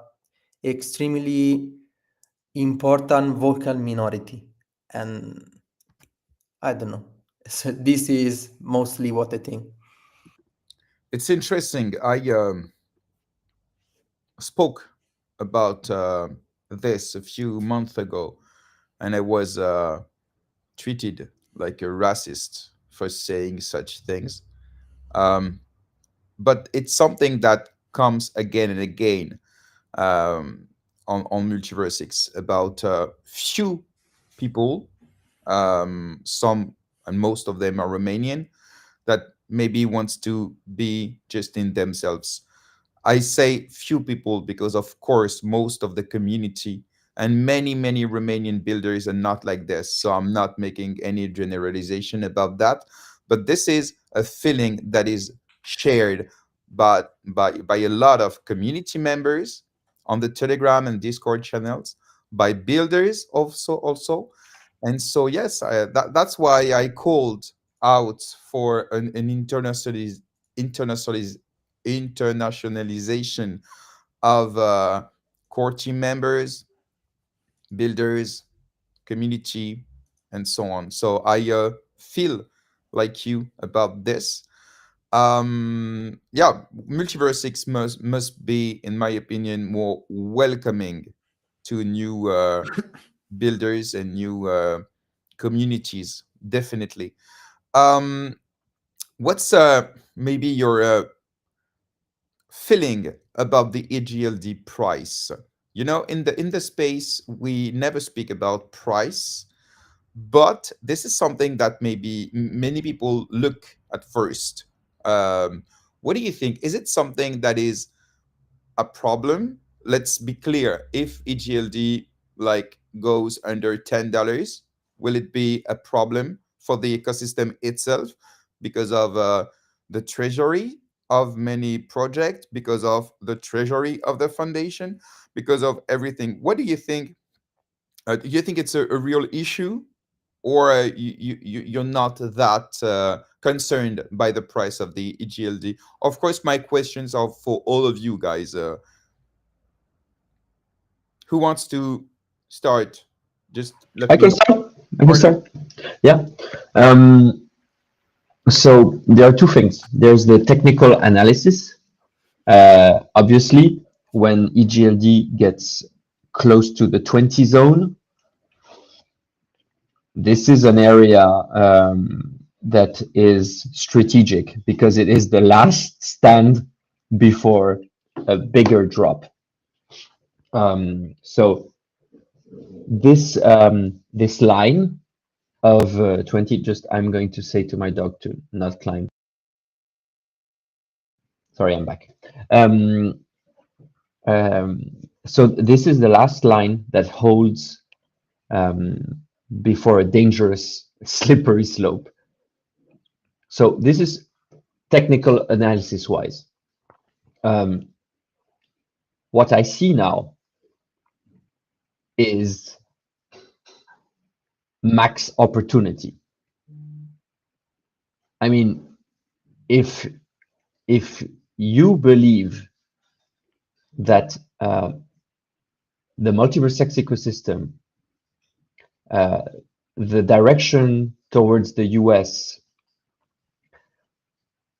this is an opportunity to get in and invest in an asset that, when you look at the risk reward ratio, of course it can go down, but it can't go down much more. So the opportunity to lose money is, I would say, in my investor sense, right now, the opportunity is monstrous. This is what I'm talking, is what I've done. To be completely transparent with everybody here, during this bear market, I have brought down my average buy of eGold from 100 and I think it was $143 to $27, my average buy. So, you know, because I believe long term that there is an opportunity. Of course, there's always an opportunity to fail, and there's no. If it wasn't risky, you wouldn't have the opportunity to make much money in the end. So I see the opportunity here. That's how I Yes, operate. it's just to add some context, in my intuitive vision, most project treasuries are in EGLD. The foundation finances itself almost exclusively in EGLD.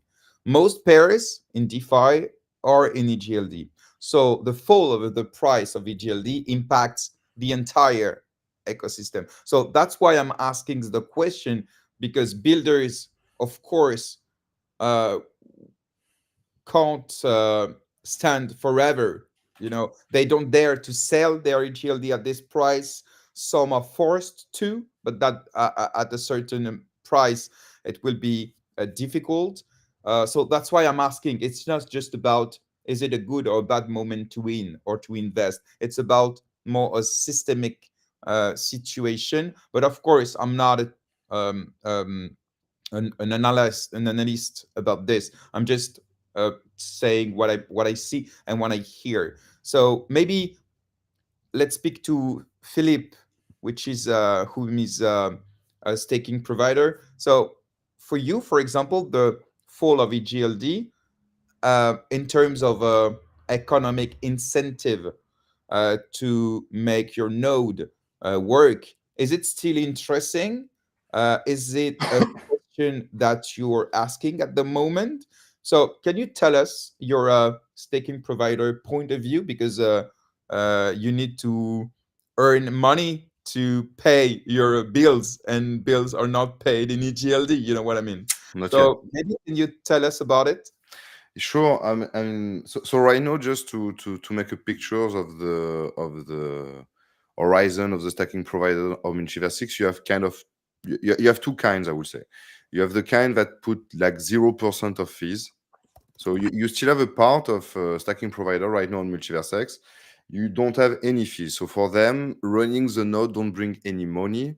I think it's more about like their bags and the fact that they can stack it like without like fees on some other wallets, and also to increase the price that there's more users stacking it. But yeah, so you have this part of people, the stacking provider, having no fees. I'm at 1%. So I'm not really counting on the benefits, even if it's covering them, to be honest. I mean, it's except if you have maybe one node and you are unlucky with the service, maybe not rentable, and you have a huge server.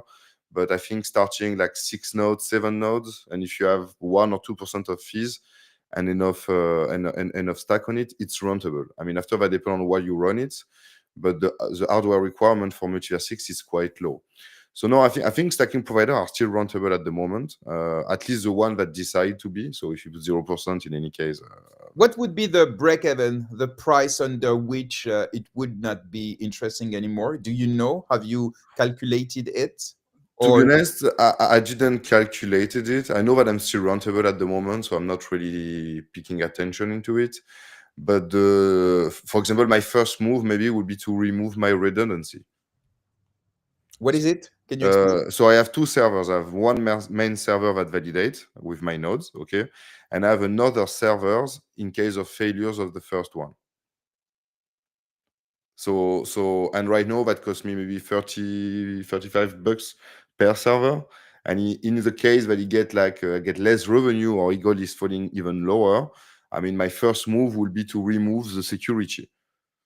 So I can save half of the cost more or less just by removing my redundancy. And I think that's the case with a lot of stacking provider. Taking consideration that the big one that have like more than 50 nodes, let's say, they could still either increase their fees. That's also possible, but at the end, the stacking provider decide to increase their fees. It will be only natural for the one that want to remain rentable. I was thinking about increasing my fees when I'll be releasing my DApp and some services and whatsoever. But the thing at the end, if you want to take stacking provider just as an infrastructure provider on the pure role of stacking provider, everyone should have fees.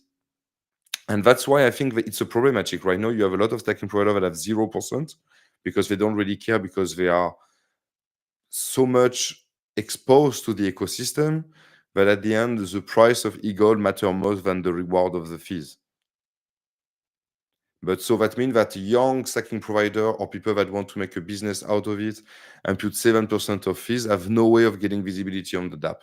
So maybe at the end that will force everyone to have fees also, or at least more people, bigger actors to have fees, and maybe smaller actor to enter the ecosystem and to have also a shift in terms of the pool of validators. Like was saying Arno, at the end there's opportunities. Right now, people that was saying, oh, it's too expensive because Eagle is at 50 or 60, I cannot start a node. Right now is at 20 something. Maybe it's the moment. I mean, it's me as a stacking provider right now, I don't change so much my position, to be honest. I'm thinking about increasing the fees because I think that's something that all the stacking providers should do to make a fair game and I would say welcome and bring rentability for newcomers, because I don't see the point right now to start a stacking provider if you know that half of the stacking provider have 0 or 2% of fees. But yeah, no. Philippe, isn't that going to change over time because the economic incentives behind staking is also growing towards the 10 years, and at the end of the 10 years, I mean, every year we have less EGLD distributed per block. Yeah. So at some point, this is a question that, it would be interesting, and I would also love to have Davy's opinion on this, because of course he has it in his mind. Is EGLD's model was built staking distribution, an inflationary model up to the 31.2 million EGLD distributed. But once you hit that part, there is no more Eagle distribution. So validators, so stakers, if there's no economic activity on the network, will have no incentives to secure the blockchain. So this is when it's going to be important to have more traction, more builders, and more fees on the end of the staking providers. And I completely agree with you, Philippe. In the end, doing things for free doesn't work. Even when you want to grow, attracting people with free stuff never works. It's it's something that you could do this month we have a special for a special because we had great results. It's a month with free fees. It's okay. what I was doing for Christmas. Yeah, that's Christmas, good. For a week, I was putting 0%, the time that I had like 10% of fees. But today you put 10% of fees and then your APR is like, it's not rentable. And that's the sad part. So you don't make money out of that. You don't bring new validator, new actors. Yeah. Because what I'm pushing really me is like, and that's why like the set of open source tools that I'm creating at the end is like, I think that every project in the future like should have a stacking provider, should be part of the stacking provider. So that means that I start a project, I raise, I don't know, 20K gold, let's say. But in fact, I take part of his gold and I start a stacking pool. And my users, in fact, that are also stacking gold there, I will have fees on my pool, so everyone can go. But the thing is, like, if you are a user, you will get benefits on my platform. And I think this mechanism need to become like simple to implement to every project.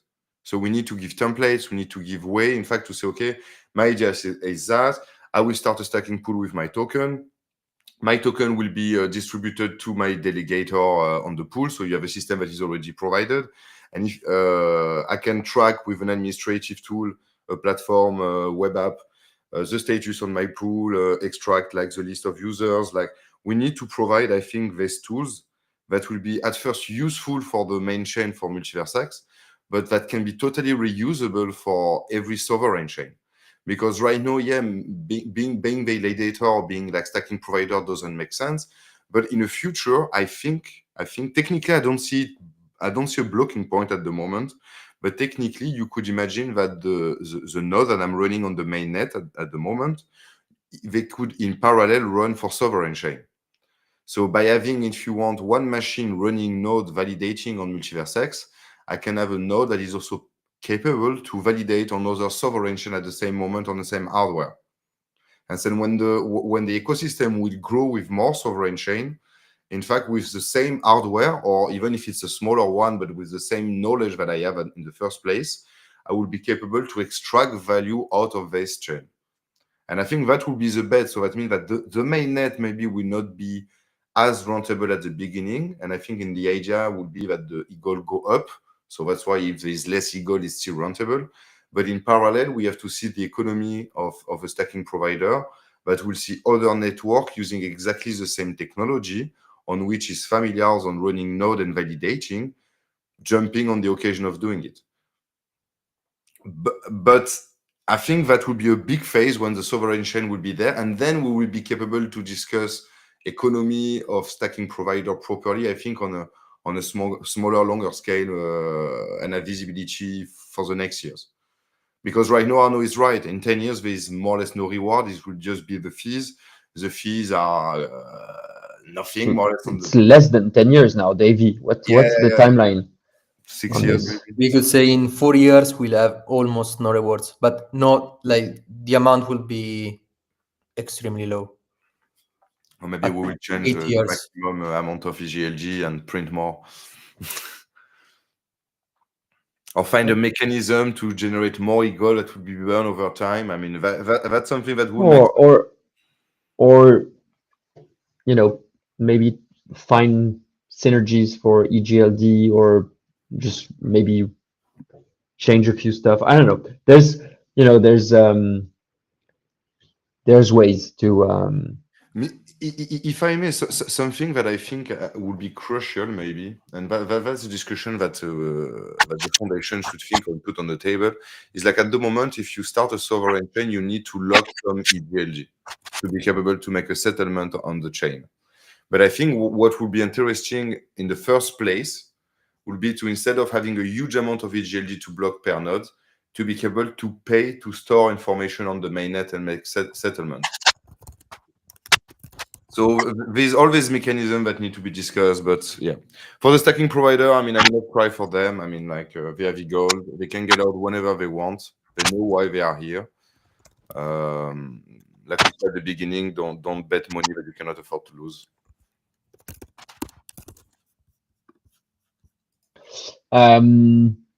Guys, I'm sorry, I have a hard stop here, so yeah, I have to leave you.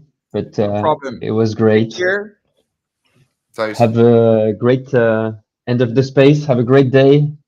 Thank you. I mean, I started the day in a bad mood because, you know, some people suck the joy out of life, but you've given it back to me, so I'm very happy. Thanks for this. Always happy, man. Always happy. Love you guys. Take care. Take care. Have a nice day, guy. You are no. So let's have the Yeah. last. So wait, I had to talk about Philip said because I think it's really Oh, sure. interesting. Go ahead. Um, so you firstly talked about projects being also staking providers. It's something that I've been thinking about like the past year. And so basically what I've said is who is best to validate on the network? And the best people that we want to validate on the network are people that have more to lose. And the ones that have more to lose are projects. And this is also important because let's say I'm Ashwap, or like is the project that I suggested for this to be created. They could validate the network, so secure the network, and at the same point earn some extra fees. So people may stake on Ashwap, and they know that validators earn some with staking providers fees, and they sell on the market. But I'd say it's net positive if you stake with a provider that so sell those fees and invest into the project that you are invested into. So if you are a Ashwap user, if you are a Ash holder or Vyash holder, it makes sense that you stake in Ashwap staking provider, and the fees that they sell goes directly into the business. No. Exactly. Right, and you know that money, in fact, will flow from the validation, from the fee from the user to the fees to the project, like, and direct back to the users because they will get value out of the token. It's a mechanism that need to be, but it's complex to connect all these things together. So if you start with a project and you tell me, okay, you need to have a server for the stacking pool, then the security server is the stuff down, then the DApp, then you need to create your token. Your token need to be stacked. You need to create the logic behind to verify who is delegating on your pool to airdrop some token or some stuff depending on your need or your partner. I mean, and boom, at the end, you're not even thinking about your product. You're thinking about the infrastructure around to do it. And Yeah. and Also, that's not MultiversX's fault. Huh? I mean, like it's not.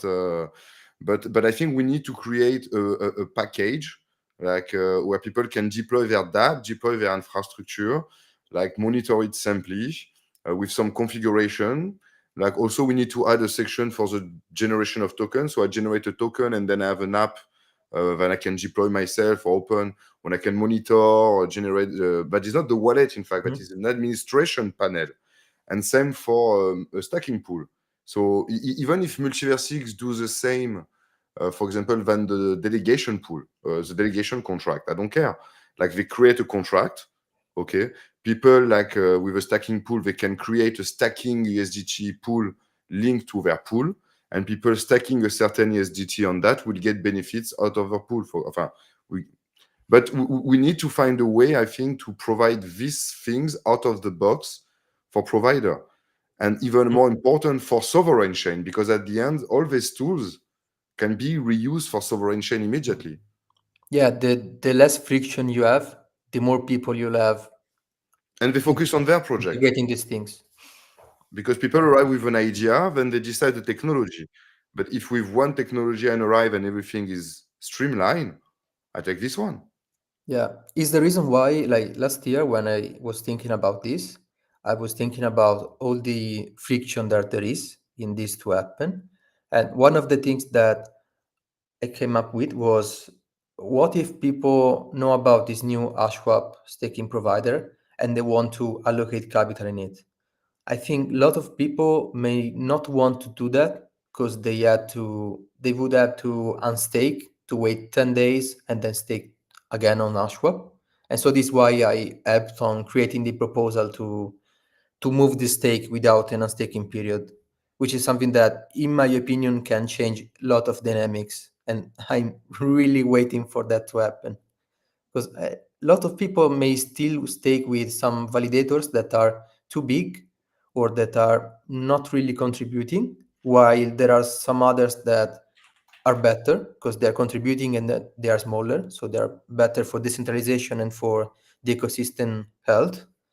And maybe they are not changing because of that friction. So the 10 days they have to wait. So they're saying to themselves, why should I lose 10 days of rewards if That will change. I mean, soon Yeah. there should be the migration from one pool to another, and then you can have a dynamic. But I come back on the fact that if you have stacking provider that have 0% of fees or 1%, I'm one of them. I have 1%, so I'm putting the blame on myself too. Like, there is no incentive for project to do it. Like, I mean, it will be hard to attract more than just the user. That's what I meant. And if you just have 5,000 e-gold running a server, which is maybe not that rentable at the end. Yeah. Yeah. So that's why you need on top to have a mechanism to airdrop some tokens. For example, it would be awesome to have like an endpoint of the smart contract of the delegation the stacking pool, like the one from the foundation that everyone is using. But in fact, having an endpoint where I can send the SDT and it distributes it automatically claimable to my delegator. Something else I've been thinking about is, let's say I'm a user that is invested in, let's also talk about HashSwap, because it's the example that we took. So I may not want HashSwap HLD rewards. Maybe I want HashSwap rewards. I could swap to HashSwap and distribute directly HashSwap to the user, maybe with a small extra. But yeah, there's complexity and overhead on the work that projects have. So yes, I see that point. Also, Yeah, also something else you said, like I never understood why they didn't decide to use, like at the moment we have 3,200 validators, but every day only half of them are validating and half of them are waiting. So I don't understand why we didn't do something as Pell Network is doing, for example. And so having those validators that are only waiting, I don't know, being used for validating on the sovereign chain, since they're not doing much computation, probably even nothing, almost nothing, no? When they're waiting. no, they do nothing because they are running as observer. In fact, it's in terms of security. Because you need to have a random selection of nodes that are not part of the consensus at each moment. To be sure, in fact, because if you put them all in consensus, if someone arrive and take a large, I mean, if you don't do that, I think you just need 30, I mean, I would say maybe something shit. You need between 30 and 50% of the network to take control of the network. While with the shuffling and the waiting part, you go over 60%, I think, in terms of control of the network. I'm not sure 100% about what I'm saying, but that's my vision. And if you do, the thing also is like sovereign chain. If you want to add rules, so for example, if I take the example of what's the name of the sovereign chain? One Dex? No, one Dex. No. Onefinity. Onefinity chain. You take Onefinity chain, for example, you need to have an NFT to be part of the validation. Okay. And you need to register the key also on their network. So that's something that could be possible, but you need, yeah, I mean, like it's what I was saying with the fact that you can validate with the same node another chain. It's possible in theory. I see nothing blocking it, but I don't know if it's possible by implementation, to be entirely honest with you. I don't see nothing blocking, but for me, it would be a perfect way to reduce even the hardware requirement, or at least to increase the rentability of the existing hardware. So me, with my current hardware, I can activate another chain, participate in the consensus, either when I'm in waiting mode, like you say, even when I'm active. So if I have enough hardware, enough space to store the different state of the required epoch to validate, why not? It's the same technology. That's the beauty of it. Yeah, but I mean, in case that you can't keep up with the things, you can be degraded from being a validator, and another one will take your place, or no? And you can jump randomly from a network to another. It's not a stupid idea, but then you need to understand, you need to be able to configure the sovereign chain. Do you want to be that? Do you want to be part of that? Then you need the stuff on the Agora to accept it on the network, because it's not something small, if I can say. But I mean, the idea is nice, and I think we need to go into that direction. But before there, I think we need to have all the tools that make all the complexity away to simplify sure. this use case. I mean, something stupid, for example, you go the script for a node, you still have folders that are called Elrond something. Yeah, the problem is we need to make validators more profitable, and this could potentially be one of the many possible solutions.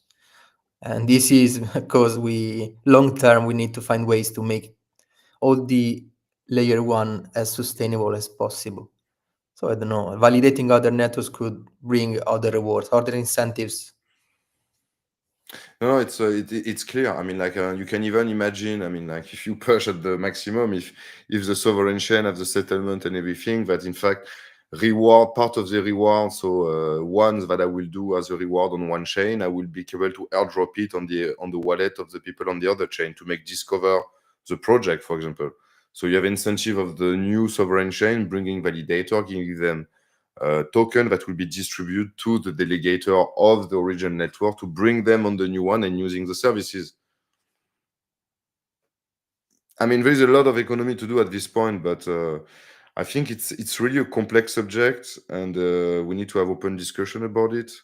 We need to discuss also with other actors. So me personally, for example, I'm currently working or drafting an idea of a sovereign chain for space industry. So to connect the ground station, the antennas, to store data, to be able to pass a signal from one satellite to another. Did you see what Idira is doing? Who? Idira. I've never heard about it. Idira, I'll send you after the space. Send me a link. Yeah, it's we can say permissioned blockchain. Yeah, but that would be necessary. The thing to be for me a semi-permissionless chain, I can say. You need a set of rules. You need an open source consortium, if I can say. And after actors will have benefits on coming and connecting their hardware to the network. So the idea is to create a network on which hardware have benefits on using the technology. Like I say, ground station, I can rent my ground station to send a message to a satellite, but will then sign a transaction, bring him down, and then put it on the chain. Then you have also the validators. But for that, in fact, you really need to imagine all the need in terms of you need to deploy the sovereign chain. You need to provide like a script to other people to develop their own node and validate on this protocol. You need to provide the explorer. You need to provide the wallet. You need to provide like all these different features, DApp that need to be deployed at the same time. We need to streamline it. So that means that when I want to start a server, just imagine what I would love ideally. So, I mean, I don't have so much time at the moment, but ideally I would like on my Mac, I can just start a sovereign chain with few nodes, like shitty stuff. And then I run a Docker Compose that deploys the Explorer, the wallet, the API, like all these different elements or on different server maybe. And then I can access all the service at once. If you have that, at the end, you have a blockchain on demand. And that's where I think would be key for like any project that want to start a sovereign chain and use it, a company that want to use it to sign document, verify identity, transfer value between services, all these things. And you can even imagine the future. And I think that's where we are going in the next 5-10 years is like you go on AWS as much on OVH. And when you instantiate a new machine, you'll be capable to deploy directly a blockchain, a private blockchain on you, and only your private key that you will provide will be able to read the data and change the data. And then after, if you have validator that get out of the cloud provider original, you can have your own chain. But you need a lot of tools. I mean, like, but there's a lot to talk about it. That will be another subject. Another special sovereign chain numero, Jérém, in the next weeks. Okay. Yeah, why not? Let's do it. I would like to speak about marketing, guys. Yeah, go for it.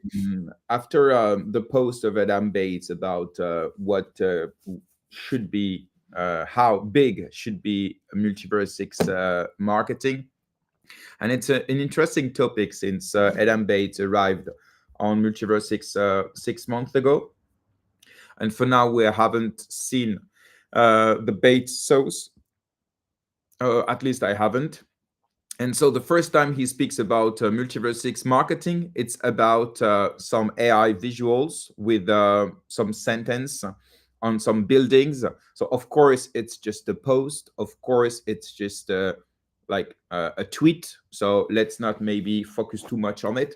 But the choice of the sentences that he took and the way that he don't deliver concrete vision for MultiversX for 2025 is, in my opinion, something very important for MultiversX. So what I would like to discuss with you guys is about what should be MultiversX marketing in 2025. So there are many questions, and of course for the audience, I invited Adam Bates to speak about it on the show, but he hasn't replied yet. So maybe he will come later, but for now he hasn't answered. So the different questions I would like to ask you guys is, first of all, for which target? Which target the layer, so MultiversX, not speaking export Exportall or the core product, just the blockchain. What should be the target of his marketing? Should be investors, should be builders, should be retail. So what's your opinion of that? I will let you maybe speak first, and after I'll tell you what I think about it. What do you think? You want to start, Davy, or? No, go. I want to listen to your idea. That's why I want to listen to me talking about marketing. Let's go. I can start if you want. No, it's fine. It's fine. No, definitely, I'm good. No, I think okay. Two things. The retail. I mean, I don't think that it will be like the target of the foundation at the moment. I mean, and never. I think at the end, the retail at the moment will go through Xportal, Xmoney, and these actors, in fact, that will simplify the adoption, and they will be focusing on retail. I think what the foundation should be focused on at the moment, that would be the reduction in the finality, and that when that's done, to have like the heavy show that arrive with sovereign. I hope, again, that's my vision, but go with sovereign chain for two different usages. The one that I described just earlier, to show project how they can benefit out of that, how they can create a blockchain app, a dedicated app blockchain, because we hear that a lot, but we have to see it like running and working. But it's about like project, but also for administration and institution. I think there will be showcases of these use cases in 2025, and that will be the target of the foundation, in parallel with maybe AI, because that will be also one of the big acceleration, I think, in the big requirements. So that means that you deploy this infrastructure and that you have an AI agent that is capable to interact and to read information. And when you have that, after you can answer to more or less all the requirements for industry regarding blockchain in the coming years. So yeah, so to answer to your question, I hope that in 2025, MultiversX will focus again on sovereign chain. Finally, we'll use the US market as a place to create proof of concept, because they are more open, they are more willing to try, in fact, and to maybe fail, and that this proof of concept like resonate over the next years for more projects. It was good marketing. I don't know. Yes, it's interesting because raises a lot of points. First of all, do sovereign chain something on which MultiversX should communicate, and to which kind of target? Let's be clear. For the retail, sovereign chains is not something that is speakable. They don't care about it. That's how I think Cosmos will not communicate to retail with SDK. Nobody care about it. Nobody understand, and so on. So sovereign chain can be interesting for the builders, but in my opinion, builders are more interested in ecosystem, grant, support from the team. Also, builders must be proud to display the blockchain on their website, on their pitch deck, on their white paper, and so on. So first of all, in my opinion, the priority for MultiversX is to work on their brand. Because for now, when I speak to builders or to retails, few of them are proud to say, I am building on MultiversX. Some are hiding it. Let's be clear. When they speak about the project to investors, to users, and so on, they don't speak about MultiversX too much because VCs don't really like MultiversX at the moment. So it's not a good argument. Let's be clear about that. About retail, either they don't know MultiversX, what is that? Or if they know, they don't have a very good opinion, a very good vision of what MultiversX is doing at the moment. So Xportal, I mean, just to come back on that regarding the retail, I think Xportal have a good image from the users. When a user uses Xportal, usually I never get bad feedback on it. And that's why I'm saying that it will be the focus of retail. It will be this Xportal. is something on which we can challenge. Because to be clear, when I referred Maillard to my close people, family, friends, and so on, they loved it, really. When I show them Xportal, they find it very complicated because most of them just want a wallet. But Xportal is much more than a wallet. You know, it's an interface on which they provide like payment services. There is a lot of bug. It's pretty much slow sometimes, and the interface is complex, and especially when you compare to other wallets in the market. Especially, of course, we can speak about Phantom and so on. They're more simple, but they are so easier to use in a daily basis. So I'm not sure at the moment Xportal is a mainstream wallet for the retail, especially for no coiners. It's too complex, and for coiners that are used to other wallets, more simple, more faster, simpler, and so on. I think Xportal is not a good alternative. I mean, Maybe there are other arguments. We can speak with Davy about the security and so on. But in terms of UI and UX, this is my point of view, and I like speak with so many different people. But it's just my opinion, and of course we can challenge it. But it's not that great argument to onboard people on MultiversX. Maybe it will be when we can have the IBAN, so we can have a full banking services with a Euro account, IBAN, card. So there we can maybe compete with neobanks, because actually we would be the first neobank with a layer one. That could be great, but for the moment we just have a card like any centralized exchange. yeah, but even what you say, I mean, like having like a layer, I mean, the retailers don't care at the end. I think what Xportal need, it's a no pro mode. So I think the main problem, me, when I'm using Xportal, my main problem is like all the tokens on all the different chain with all these different logo. I mean, it's losing me sometime. I think you need to add like more and again, we are talking about what they plan for 2025. I think what they need to do for 2025, from my point of view, is like simplify the token. Already they simplify the thing. So for example, if you want to top up, you don't need to estimate the amount of ego. You just put the amount of euros, the token, and you do it automatically. And I think the same for the exchange and every interaction that you have. You need to have the capacity to just deactivate or activate a certain chain.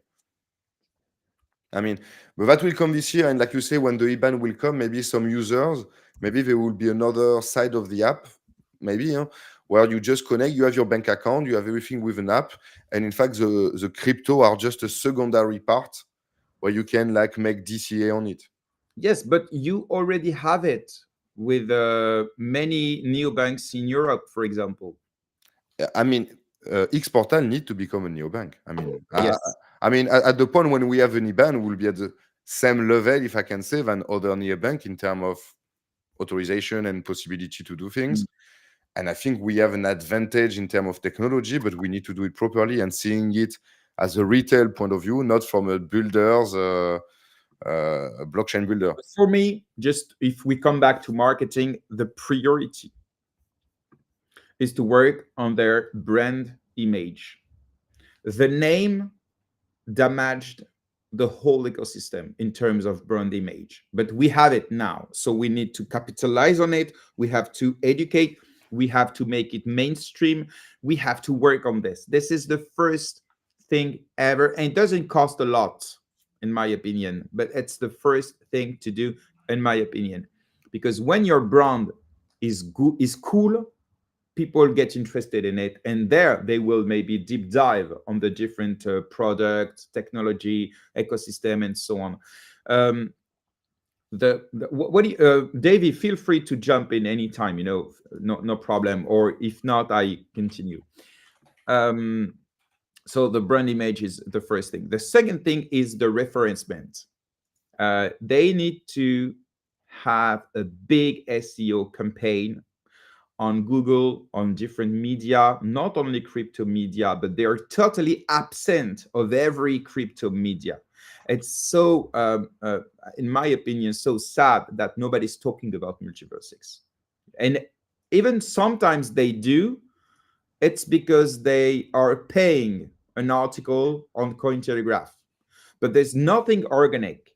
And this too is the job of the CMO to work on a good strategy to make MultiversX great again in the internet.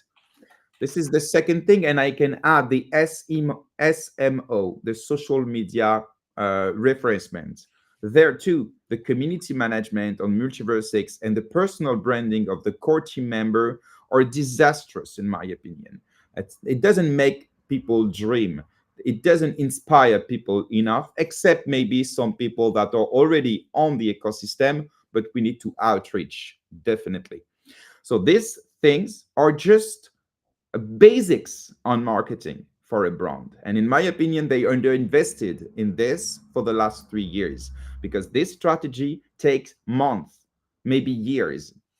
So that's why I am the biggest further of MultiversX, because of the marketing strategy. It's not just about toxicity. It's not just about personal relation with some team members. It's about the brand, the image brand outside of the ecosystem.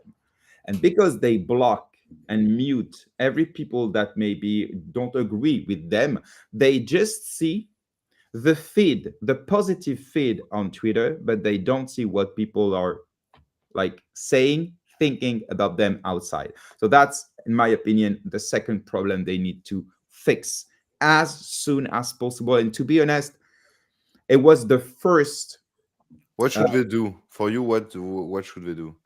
Oh, I could list you a complete strategy for this, but to be honest, first, because I mentioned why I thought the messages Adam Bates wrote on the building, why they are bad. And of course, in the comment, people told me, okay, what's your suggestion? It's an interesting question. The thing is, in my opinion, to have the good message, to have the good strategy, we need to have the vision of the blockchain in terms of development, strategy, and so on. And we don't. To be honest, I would be unable to explain what will be the priority of MultiversX this year. USA, it's a market. It's not a product. Sovereign chain, it's pretty much unclear in terms of release of project building on it and so on. About the event, we don't have any news about Seoul, so we don't even know where they will be to speak and to show off their technology and speech and values and so on. So it's not clear, in my opinion. It's pretty much clear with Exportal. It's pretty much clear with X Exchange. They want to make it simple. Exportal, they want to become a new bank. But about MultiversX, for me, they're speaking about the subsequent finality. In my opinion, it's cool, but you can find it on other blockchain. So I think it's necessary, because it's too long on MultiversX to make a transaction, definitely. So it's of course something they must do, to reduce the finality time and the block time. But there are so many other blockchain that are fast, maybe not fast, the same fast, but it's fast. And for the retail and for the builders and so on, Solana is enough. Yeah. Yeah, Devi, jump on. So yeah, that's a good point. Like I've stressed on it a lot of times. You also saw my my replies, and yes, I think the word is the lack of a compelling narrative for MultiversX.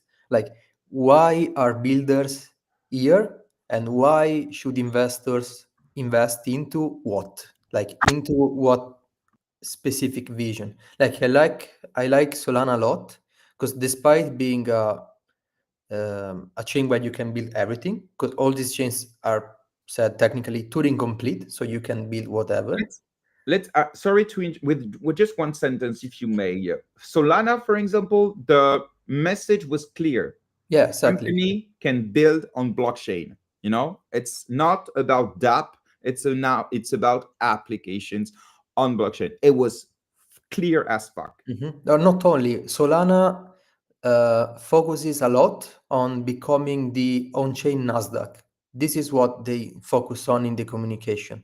So they want to focus on trading. They want to make trading as efficient as possible. And in fact, what is happening on Solana, that most of the trading we have now, so meme coins, etc., is happening on Solana. And I think like having clear intentions help to get to to good outcomes. And when you don't have clear intentions, it causes chaos and it makes difficult for ecosystem builders to align and so also to support the chain, which is something that we lack a bit because even builders don't know what to support and in what, like how to evangelize the chain, I'd say. And also for investors, like when you're investing in something, you need to invest in something that you know that is going to succeed, and in what, how, and when also. But we can like not talk about the when, but the how and why should be extremely clear, and they are not at the moment. So I don't know, like in my opinion, like for example, I've been thinking like why is not that clear, and I've been looking at what other chains do. And so, for example, iterating on your strategy is a good thing. So even if you don't have a strategy that is completely clear, you can go out, start talking about your current strategy, see the feedback loop, start feedback loop with builders, go on podcast and talk about your strategy, see what works and what doesn't.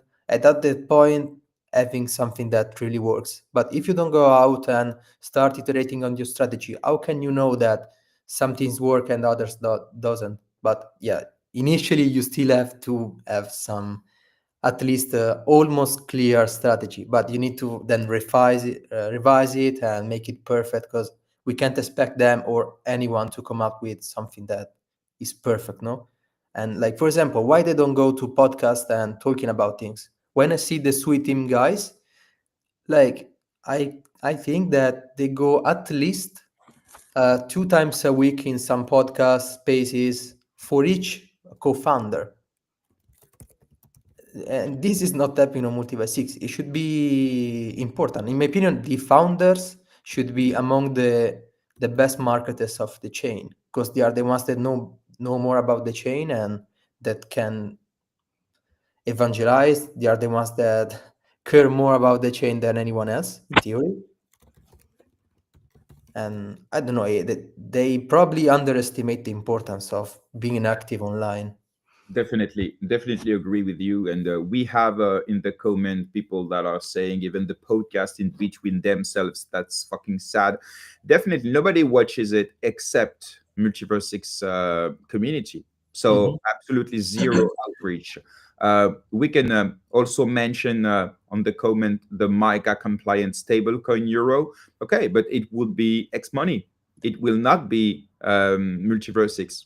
even if it's on MultiversX, but it will have to be cross-chain anyway if we want any adoption for this stablecoin. If people wants to use Euro stablecoin, but that's another topic. So if we come back maybe to the past, how did we attract projects so far? I just made a little list. We attracted project because we were carbon neutral. I remember in 2021, it was interesting to be carbon neutral, and we attracted some like ecological project that wanted to build on the carbon neutral blockchain. Now, most of them are carbon neutral, so it's not an argument. We attracted project because of the promises of sharding and the next billion users. The problem is sharding is not working at the moment. It's not complete, and the next billion users did not arrive. We attracted project thanks to Maillard because they made blockchain accessible to individuals, and it was great. Now it's not the case anymore with Exportal. We attracted project thanks to the liquidity provided by Max Airdrop, but this is something that we cannot do again because it did not. It was not a success in the long term. So we need to find the new meta, the new way of showing what is MultiversX. And I know that the core team tried things. I remember Benjamin on an interview in the French media, he repeated several times, we're building the most scalable layer one in the world. And I know it was something that he wanted to impose, to say, to state, and he wanted to be the new baseline of MultiversX. But unfortunately, it did not work because scalability, let's be clear, to the retail and to most builders, it's not an issue anymore. You know, even Solana, when it breaks down, people don't care. You know, it's just okay, they break down, but they will come back, and there are so many other layers that are scalable. So Yes. I think we need to go further. What do you think about that? Yeah, something that you talk about technical capabilities. Something that I'm pretty sure about is that they are not adapting their communication to the target audience.